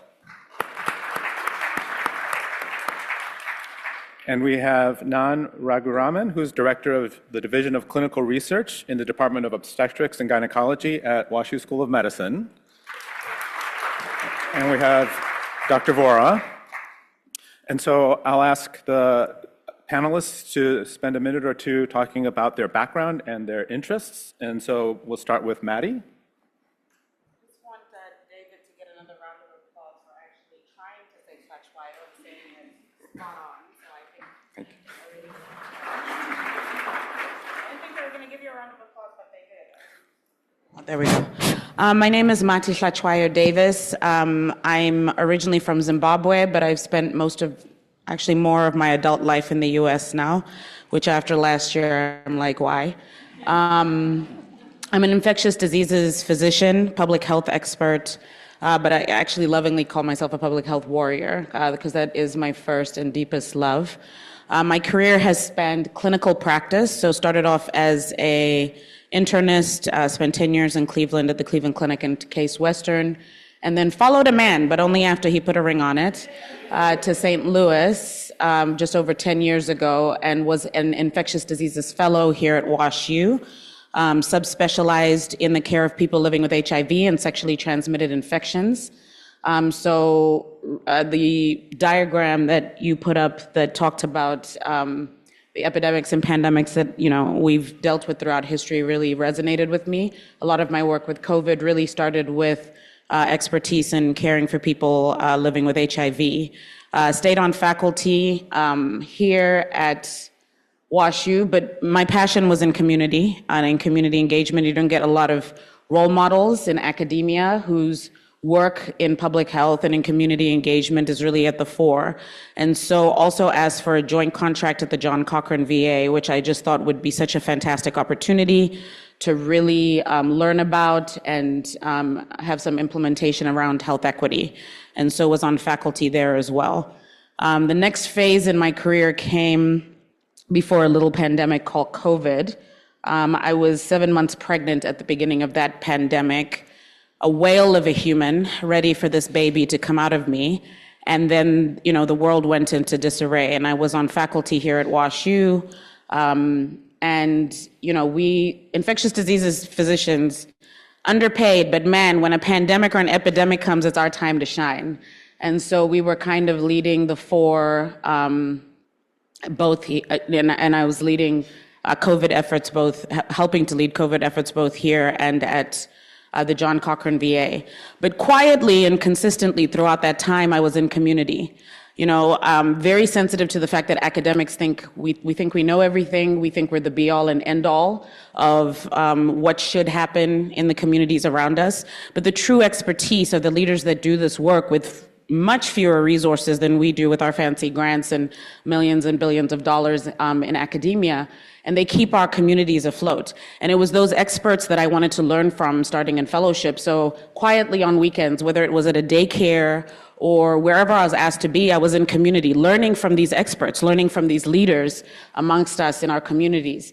And my love for public health and for community engagement, and specifically equity as a distinct difference from equality, grew. And it was those leaders that then said, we want her to be our health director. I didn't even know the job was up. But I knew that there was not as much of a space for the type of leadership that I bring to the table within academia. Unfortunately, I'm starting to see those tides changed, and really excited by this new School of Public Health. And so when the mayor asked for me to be the city's health director in 2021, I took the call. Whew, that was fun. So from 2021, I was a COVID director. There are many books within me about that experience, but on the honor of my lifetime, only inherited less than 1% of the city's budget, which is the real tragedy. Thank you so much for your head shock. No thank you to the rest of you for not gasping. I should have heard clutched pearls and at less than 1% of any city's budget going to public health. The WHO says at least 5%. Most African countries adhere more to supporting public health than we do in these United States. But with that measly less than 1%, bought the city's first behavioral health bureau, almost doubled the size of the department, and took us out of, we were in the red for every single audit in the city. Really proud of the work we were able to achieve. And then I stepped down in May of last year and chose me as a Black woman in a country on fire, where Black women are under assault. And I've been on sabbatical. It has been glorious. And only my respect for the intentional inclusion of leaders like me for Sphere would ever bring me out of hibernation. People have been trying to find me since May, and I have not been found, but I came out of an immense respect for the expertise of the people here, the people in this room, the deliberate inclusion of those of us in public health for minoritized communities, and just looking forward to this conversation. Next. Okay. Doug? Hi, everybody. I'm Doug Luke. Very excited to be here. I'm a public health policy scientist, not an infectious disease expert. In fact, my doctorate's in clinical psychology, where ticks has a very different meaning. So I've been playing catch up. So I also direct the Center for Public Health System Science, and a big thing we do is policy translation, and translation is the theme of this panel this morning. To give an example of what I mean by policy translation, a lot of our work in the early days was in tobacco control. And it turns out we've known for almost half a century the best way to keep kids from starting to smoke. You raise prices, you make tobacco products expensive. But if you look around 50 years later, in Missouri, we have among the lowest cigarette tax rates in the country. Other places in the United States, New York, California, et cetera, have much higher rates. So during this time, we've known what works. Why is what works so unevenly distributed? That's what leads to what a lot of people call a translational research gap. That is, a lot of times we have the evidence, but for some reason we don't know how to get that evidence into the real world. We've been playing around with a simple equation, and another sub-theme here is impact. We want to be doing work that has impact. Think of a simple equation. Impact equals evidence plus implementation plus sustainment, meaning you have to have something that works. You then have to do something with that knowledge, and then you have to sustain it over time. Here's the dilemma, or one of many dilemmas. The dilemma is we put much more of our resources into new evidence generation, but less into the getting it into the communities where we'll see the impacts. Furthermore, the vast majority of evidence-based policies and programs are never sustained over time. So you can't ever see impact if that's the case. And that's particularly true, that lack of sustainment is particularly true in lower and middle income countries and under-resourced settings. And so you really need that full package. We need new evidence in a changing world, but then we have to implement new programs and policies and then really make sure they stick around so that we can see the impacts.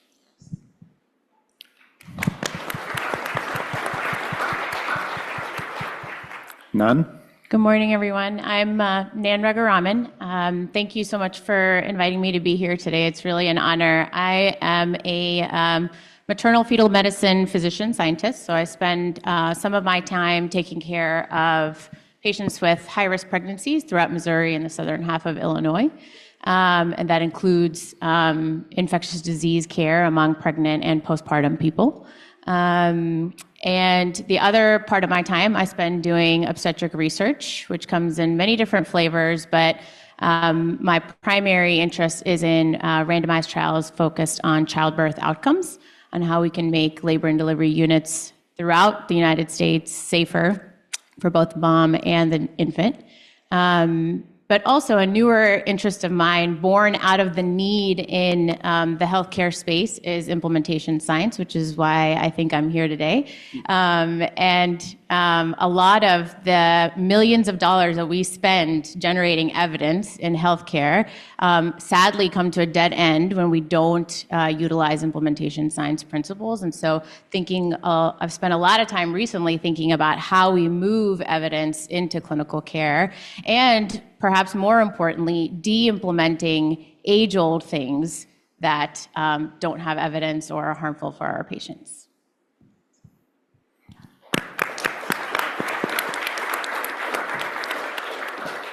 All right, so like with the first panel, I will start with a couple questions and then open it up to the floor for questions from the group here. Everyone has touched on this challenge that there's science to information, there's facts, there's knowledge, and yet it's not getting converted into actionable policies, medical care, either in the context of an outbreak or to prevent outbreaks or to treat patients. I wonder if the panel could comment on that. How can we improve that? What are the how do we overcome the barriers? What are the barriers? And maybe starting with Maddie, from your experience with working in the local public health departments. So public health decisions are made under time pressure and uncertainty. We don't have the luxury of a lot of the timelines that a lot of you have for years of research. A lot of the time, this is days to weeks. My experience on faculty here would be my colleagues, with every best intention, applying for their grants, writing their protocols, exercising their protocols, getting their results, and then I would get the call. Mati, could you partner with us? It's time for us to bring that into community. Entirely too late, right? And really condescending, right? We expect that we can hide out in our glass halls, do this amazing work, invest billions of dollars in research. But what is that if we cannot compel one person to do an intervention or one person to take a pill? And even more so, why should these folks listen to us if they never hear from us until it's convenient for you and for your work, right? And so for me, the barriers exist with the clear lack of trust and true relationship between academia and local community, which is even more imperative now. This has been the most painful part a couple of years in the history of my career. We've seen the systematic and willful destruction of public health and dismantling of public health. This is the absolute time for these types of partnerships and investment. They have to be sincere. They have to be true. Some of you have no business ever being on a mic or even being at a town hall. You should be safely behind a pipette and in your labs, and we acknowledge that. Just like I should never be in your labs and messing with your mice and other things, right? But the opportunity for bidirectional partnership that really moves forward true conversation and relationship so that when it's time to act, the community is A, ready to listen, and B, willing to do what is necessary, to me is key. Can I just echo and ditto that? We're our own worst enemies often. And colleague and friend Ross Bronson still talks about designing for dissemination, and he said it's a fatal mistake to wait to the end, to think about who you're going to talk to.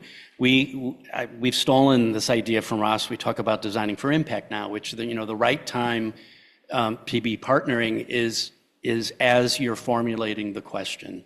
I hate the word expert because that feeds into the condescending sort of relationship we have. We should be partners, and so I'll just leave it at that. I think that's a really important point.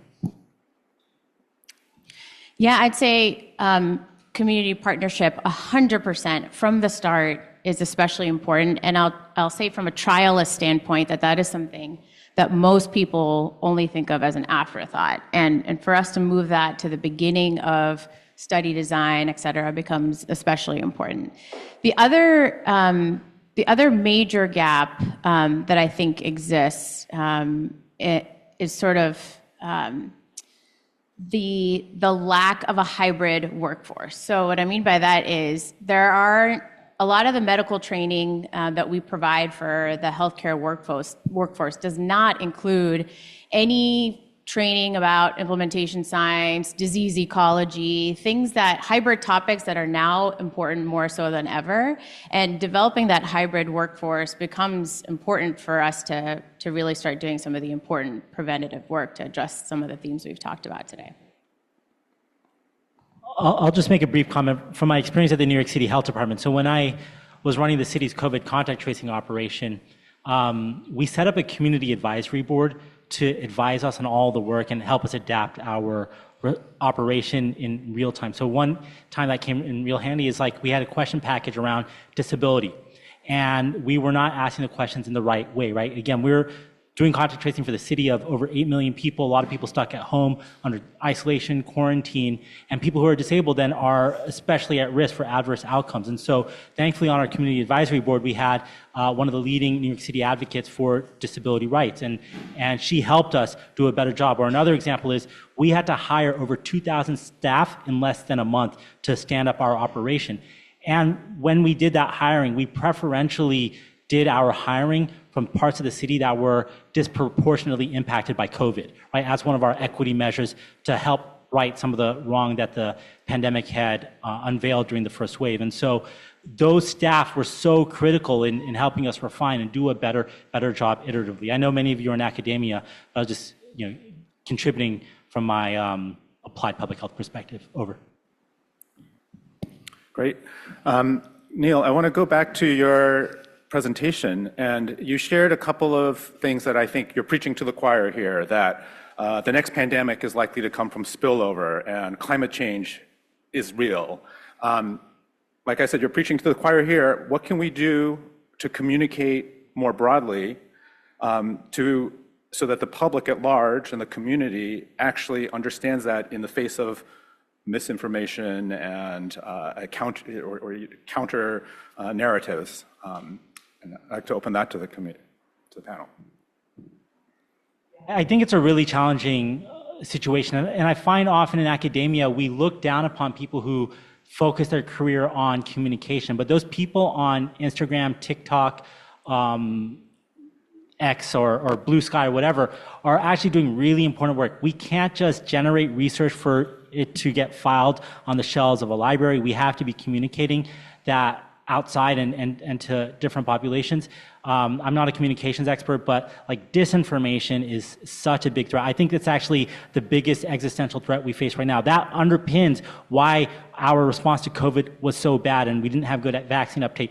Underpins the fact that we still question whether climate change is real or not and the significance of it. So we have to do a better job of communicating. I think third spaces are really important. We've lost our ability to see each other's humanity, and that's why I love jiu-jitsu so much. I mean, it seems weird that I keep on coming back to this, but I train with people who see the world so differently than me, and my coach is someone who never took the COVID vaccine. And after I started training there and we started having conversations, he started talking to me about vaccines. And so, I mean, I'm not saying everyone should start jiu-jitsu, though I recommend it. But we need to find where we can meet people and start seeing each other's humanity in a lot of different ways. Over. So one of the other areas I didn't talk about is I serve on the board of the Infectious Diseases Society of America, and we have a firm, a national firm in communications that we work with because we sucked in COVID, right? I will say that nobody called ID docs. It was shocking to me how many physicians from every scope of life, but how many of you can remember, besides Dr. Fauci, ID docs at the national level being given the mic, which I think was awful, but we spoke so much in absolutes. Again, the condescension, we didn't believe that people could understand nuance. And communication, when I was in training, was billed as a soft skill. All of my skills were magically soft skills.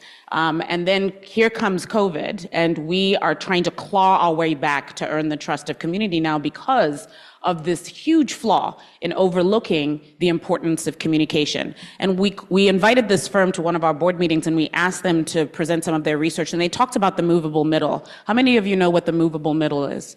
It's this concept, right, that 30% of the population, you're never going to change their mind. They're always going to take a vaccine. It doesn't matter who's president, who's not. And the opposite end, 30% will never, no matter what you say. But 40% has been shown through communications research nationally are this movable middle. And so they really targeted that movable middle and asked them, what is the barrier for you in dealing with us in academia and in health and in healthcare? And it is the fact that you don't listen to us. You make us feel bad for asking our questions when we're scared, even if they may seem stupid to you. I host a podcast for the Infectious Disease Society of America and was invited to meet with the MAHA group. And I wanted to literally claw my eyes out on this podcast. I really was resistant to talking to these folks because it felt almost like a betrayal of my values, sort of sitting at the same table. But what I learned was everything came back to you never listened to us. Our time now, we get to talk. And we need to figure out amongst ourselves as colleagues how we can better integrate our practices. We need you in local public health. We need you to help us teach the community why they should care about ecology, how it factors into their everyday health and public health and well-being. But more so, we also need to have this razor sharp and really big respect and stop telling our students that communication is a soft skill. And we need to really cling to and listen to the colleagues amongst us that have that skill and are able to translate it into community. And continuing to riff on translation and communications, speaking to the academics in the audience, it takes most of us 10 years, 15 years to learn how to think and talk like a scientist. So we forget how to talk like, normal people. And so I think when we talk about translation, we often start with language. But language is only part of it. There's at least a couple other things to think about in terms of translation. A second thing is meeting people where they live. And Neil, I think this is what you're saying. We know this.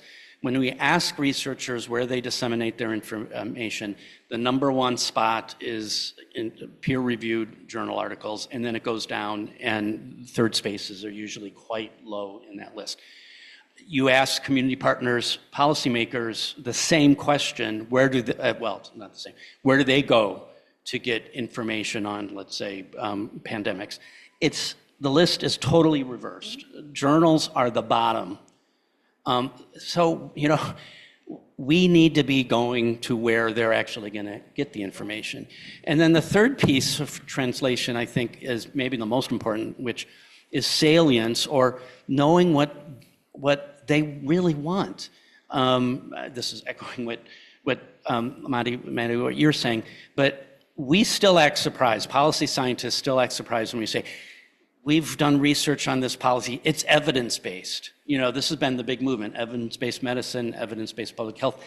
And a lot of times they could care less that it's evidence-based. They got other, can we even pass this new policy, whether it's evidence-based or not? So anyway, there's a lot that goes into translation, but we're obligated to do that work.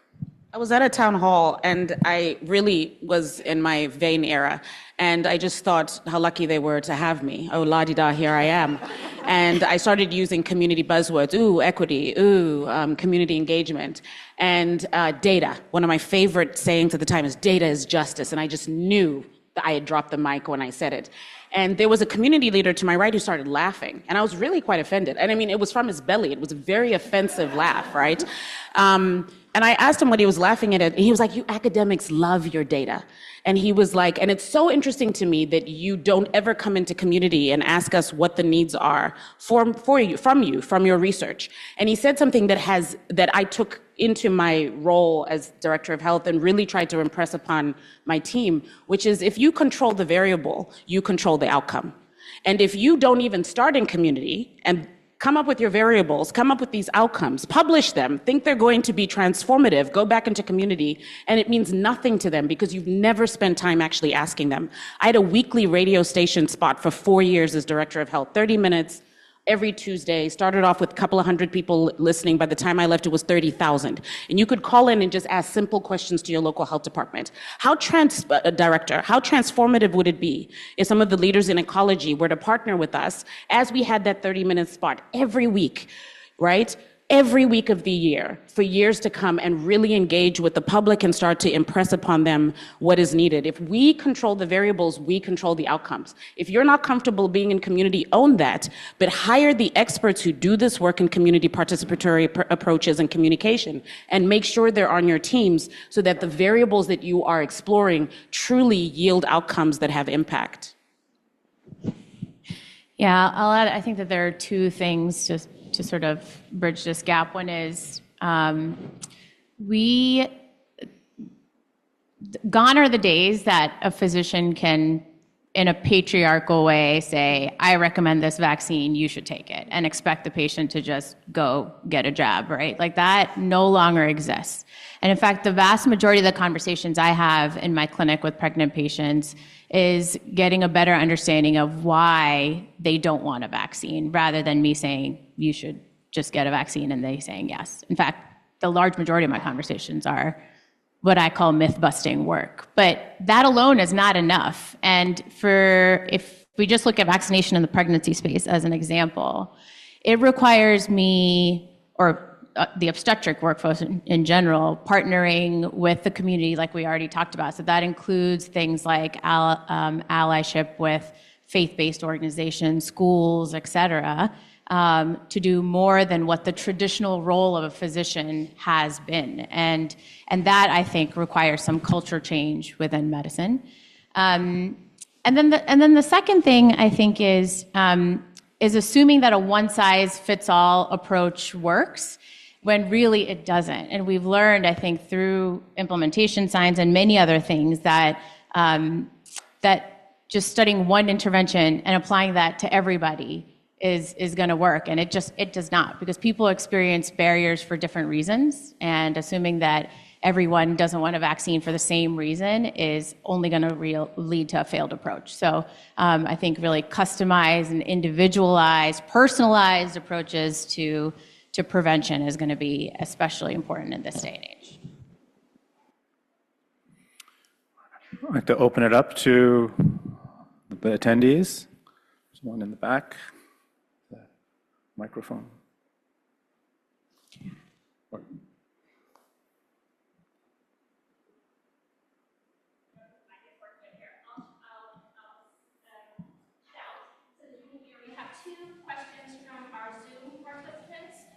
The first one is to Dr. Bora.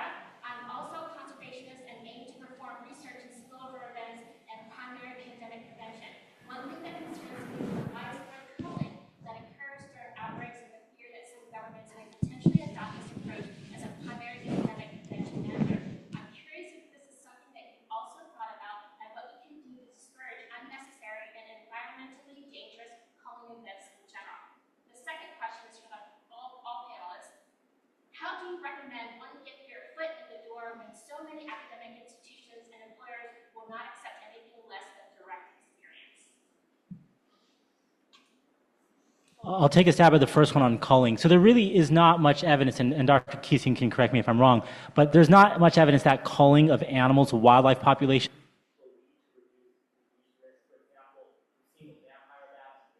sometimes there are campaigns to kill all these bats. That does not reduce the risk of rabies from vampire bats, like in, for example, Central and South America. And so we do need to dispel that myth. There's actually a risk as people engage in culling and killing these wild animal populations. There's actually more risk because they're interacting with those animals and they might get bitten or scratched or exposed to the pathogen. So we really shouldn't be pursuing that until we actually can prove that it works. And so, again, this gets back to communication, working with partners. It's understandable that people are scared, especially in the midst of an outbreak, but this is part of the nuance of communication. We should not be vilifying certain animals as we do zoonotic disease work, right? That's why, like, for example, for bats, I do worry that we vilify bats as we talk so much about bats and people get scared. Actually, like, if anyone drinks tequila in this room, you have bats to thank for that, right? Like, they pollinate the agave plant from which tequila comes. Or, you know, there's so many ecosystem benefits that we get from bats, like pest control or pollinating plants. And so, again, it comes down to communication and trying to work with communities and policymakers to do a better job with response.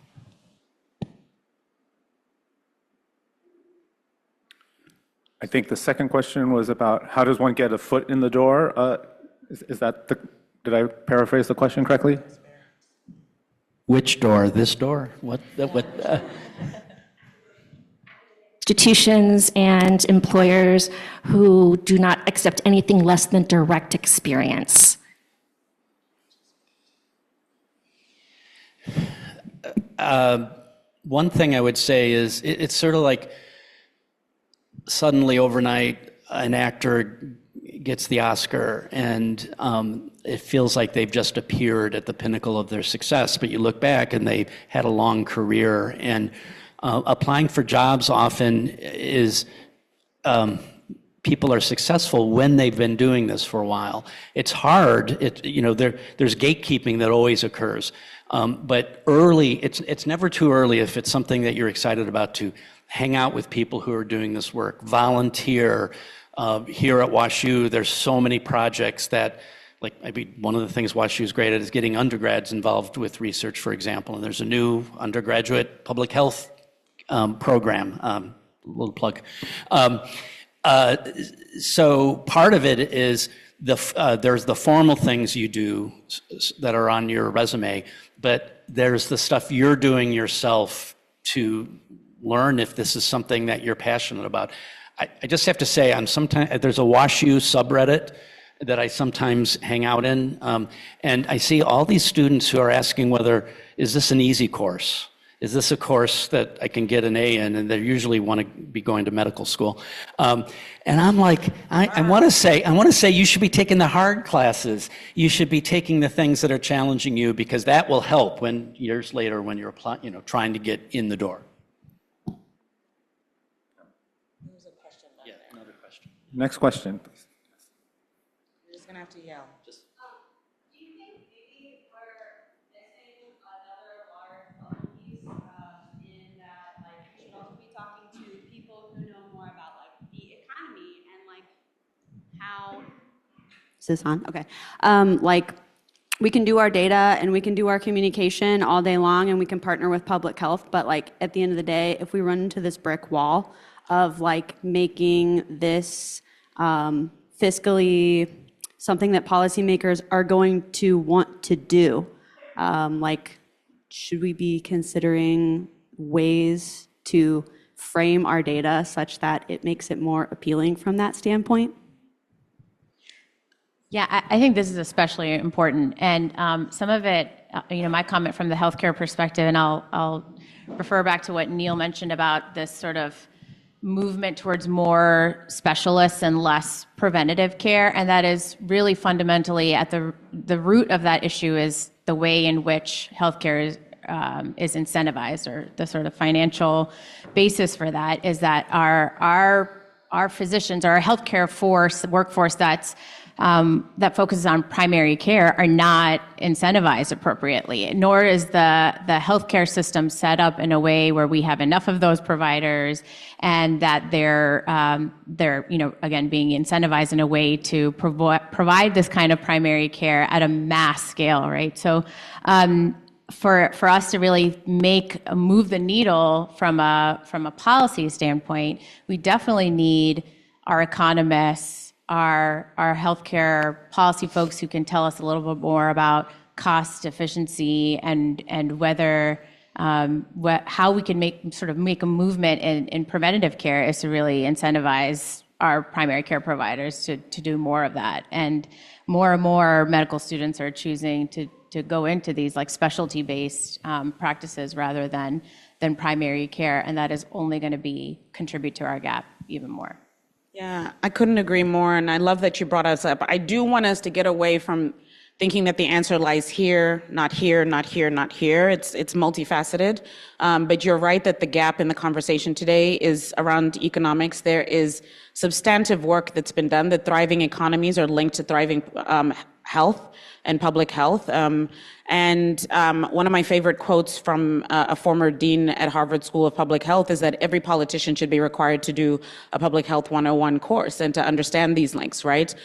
So there's a clear piece that's missing there. A lot of my work that I'm moving forward into is where do I want to be positioned in the fight? And really looking at philanthropic organizations right now that don't have links to federal dollars is a really compelling advocacy position for me. So a lot of my work is moving in that direction. I think we don't have enough partnerships between the intersections of public health, healthcare, and our entrepreneurial work. I'm a little biased because my husband has an MD and an MBA, and a lot of his research really revolved around, and he always had a grant. I was always struggling, and they always wanted to talk to him because he was always saying to the hospital, how can I save you money and how can I make you money? And he really showed them that equity, actually, if you invest in health equity, it saves you money. It saves the hospital a lot of money, right?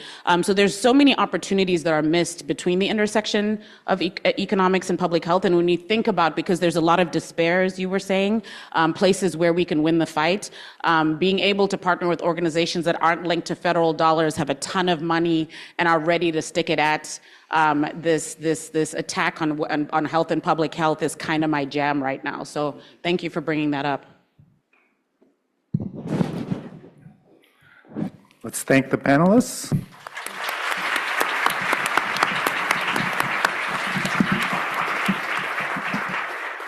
Wow. I mean, that was just phenomenal. So thank you, Dave, for moderating this. Thank you, Mati. Thank you, Doug. Thank you, Nan. Thank you, Neil, for being here. This was phenomenal. Let's give them another round of applause.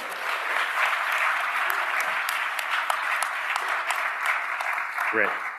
So if you're like me and you have lots and lots of questions still, we have an opportunity to continue the dialogue over lunch.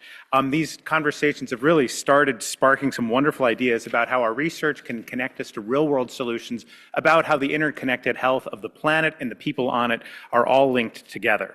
And so it's wonderful to see everybody here together. 3 logistical items for you before I get to my thank yous. First logistical item. These have a magnet on them. Magnets are not free. They're not a renewable resource. So when you're done with them, go ahead and return them to the check-in desk. Okay, that's 1. Number 2 is if you need parking validation, you can also get that back at the desk. Okay. Number 3, because Kevin Hahn-Petruso is here and our Director of Office of Sustainability, your lunches, yes, we are providing lunch, your lunches are entirely in compostable materials, and we will, in fact, compost them. So when you're done with your lunch, don't throw it out.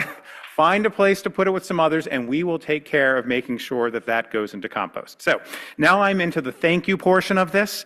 For all of this, thank you, Dean Galea, for your vision of creating these networks. I don't know if Sphere was originally one of them, but he was here listening to Sam Myers in this very location last February, which was really, I think, some of the origin of what we now call Sphere.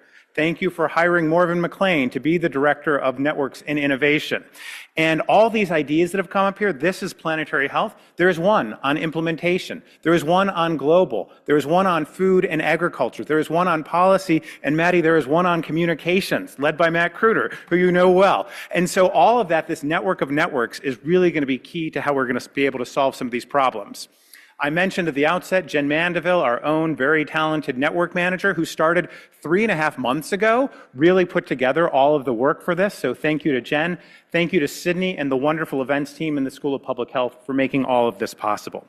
And so I don't think there's any such thing as a free lunch. We'll often say that, but I feel like I've already had the main course.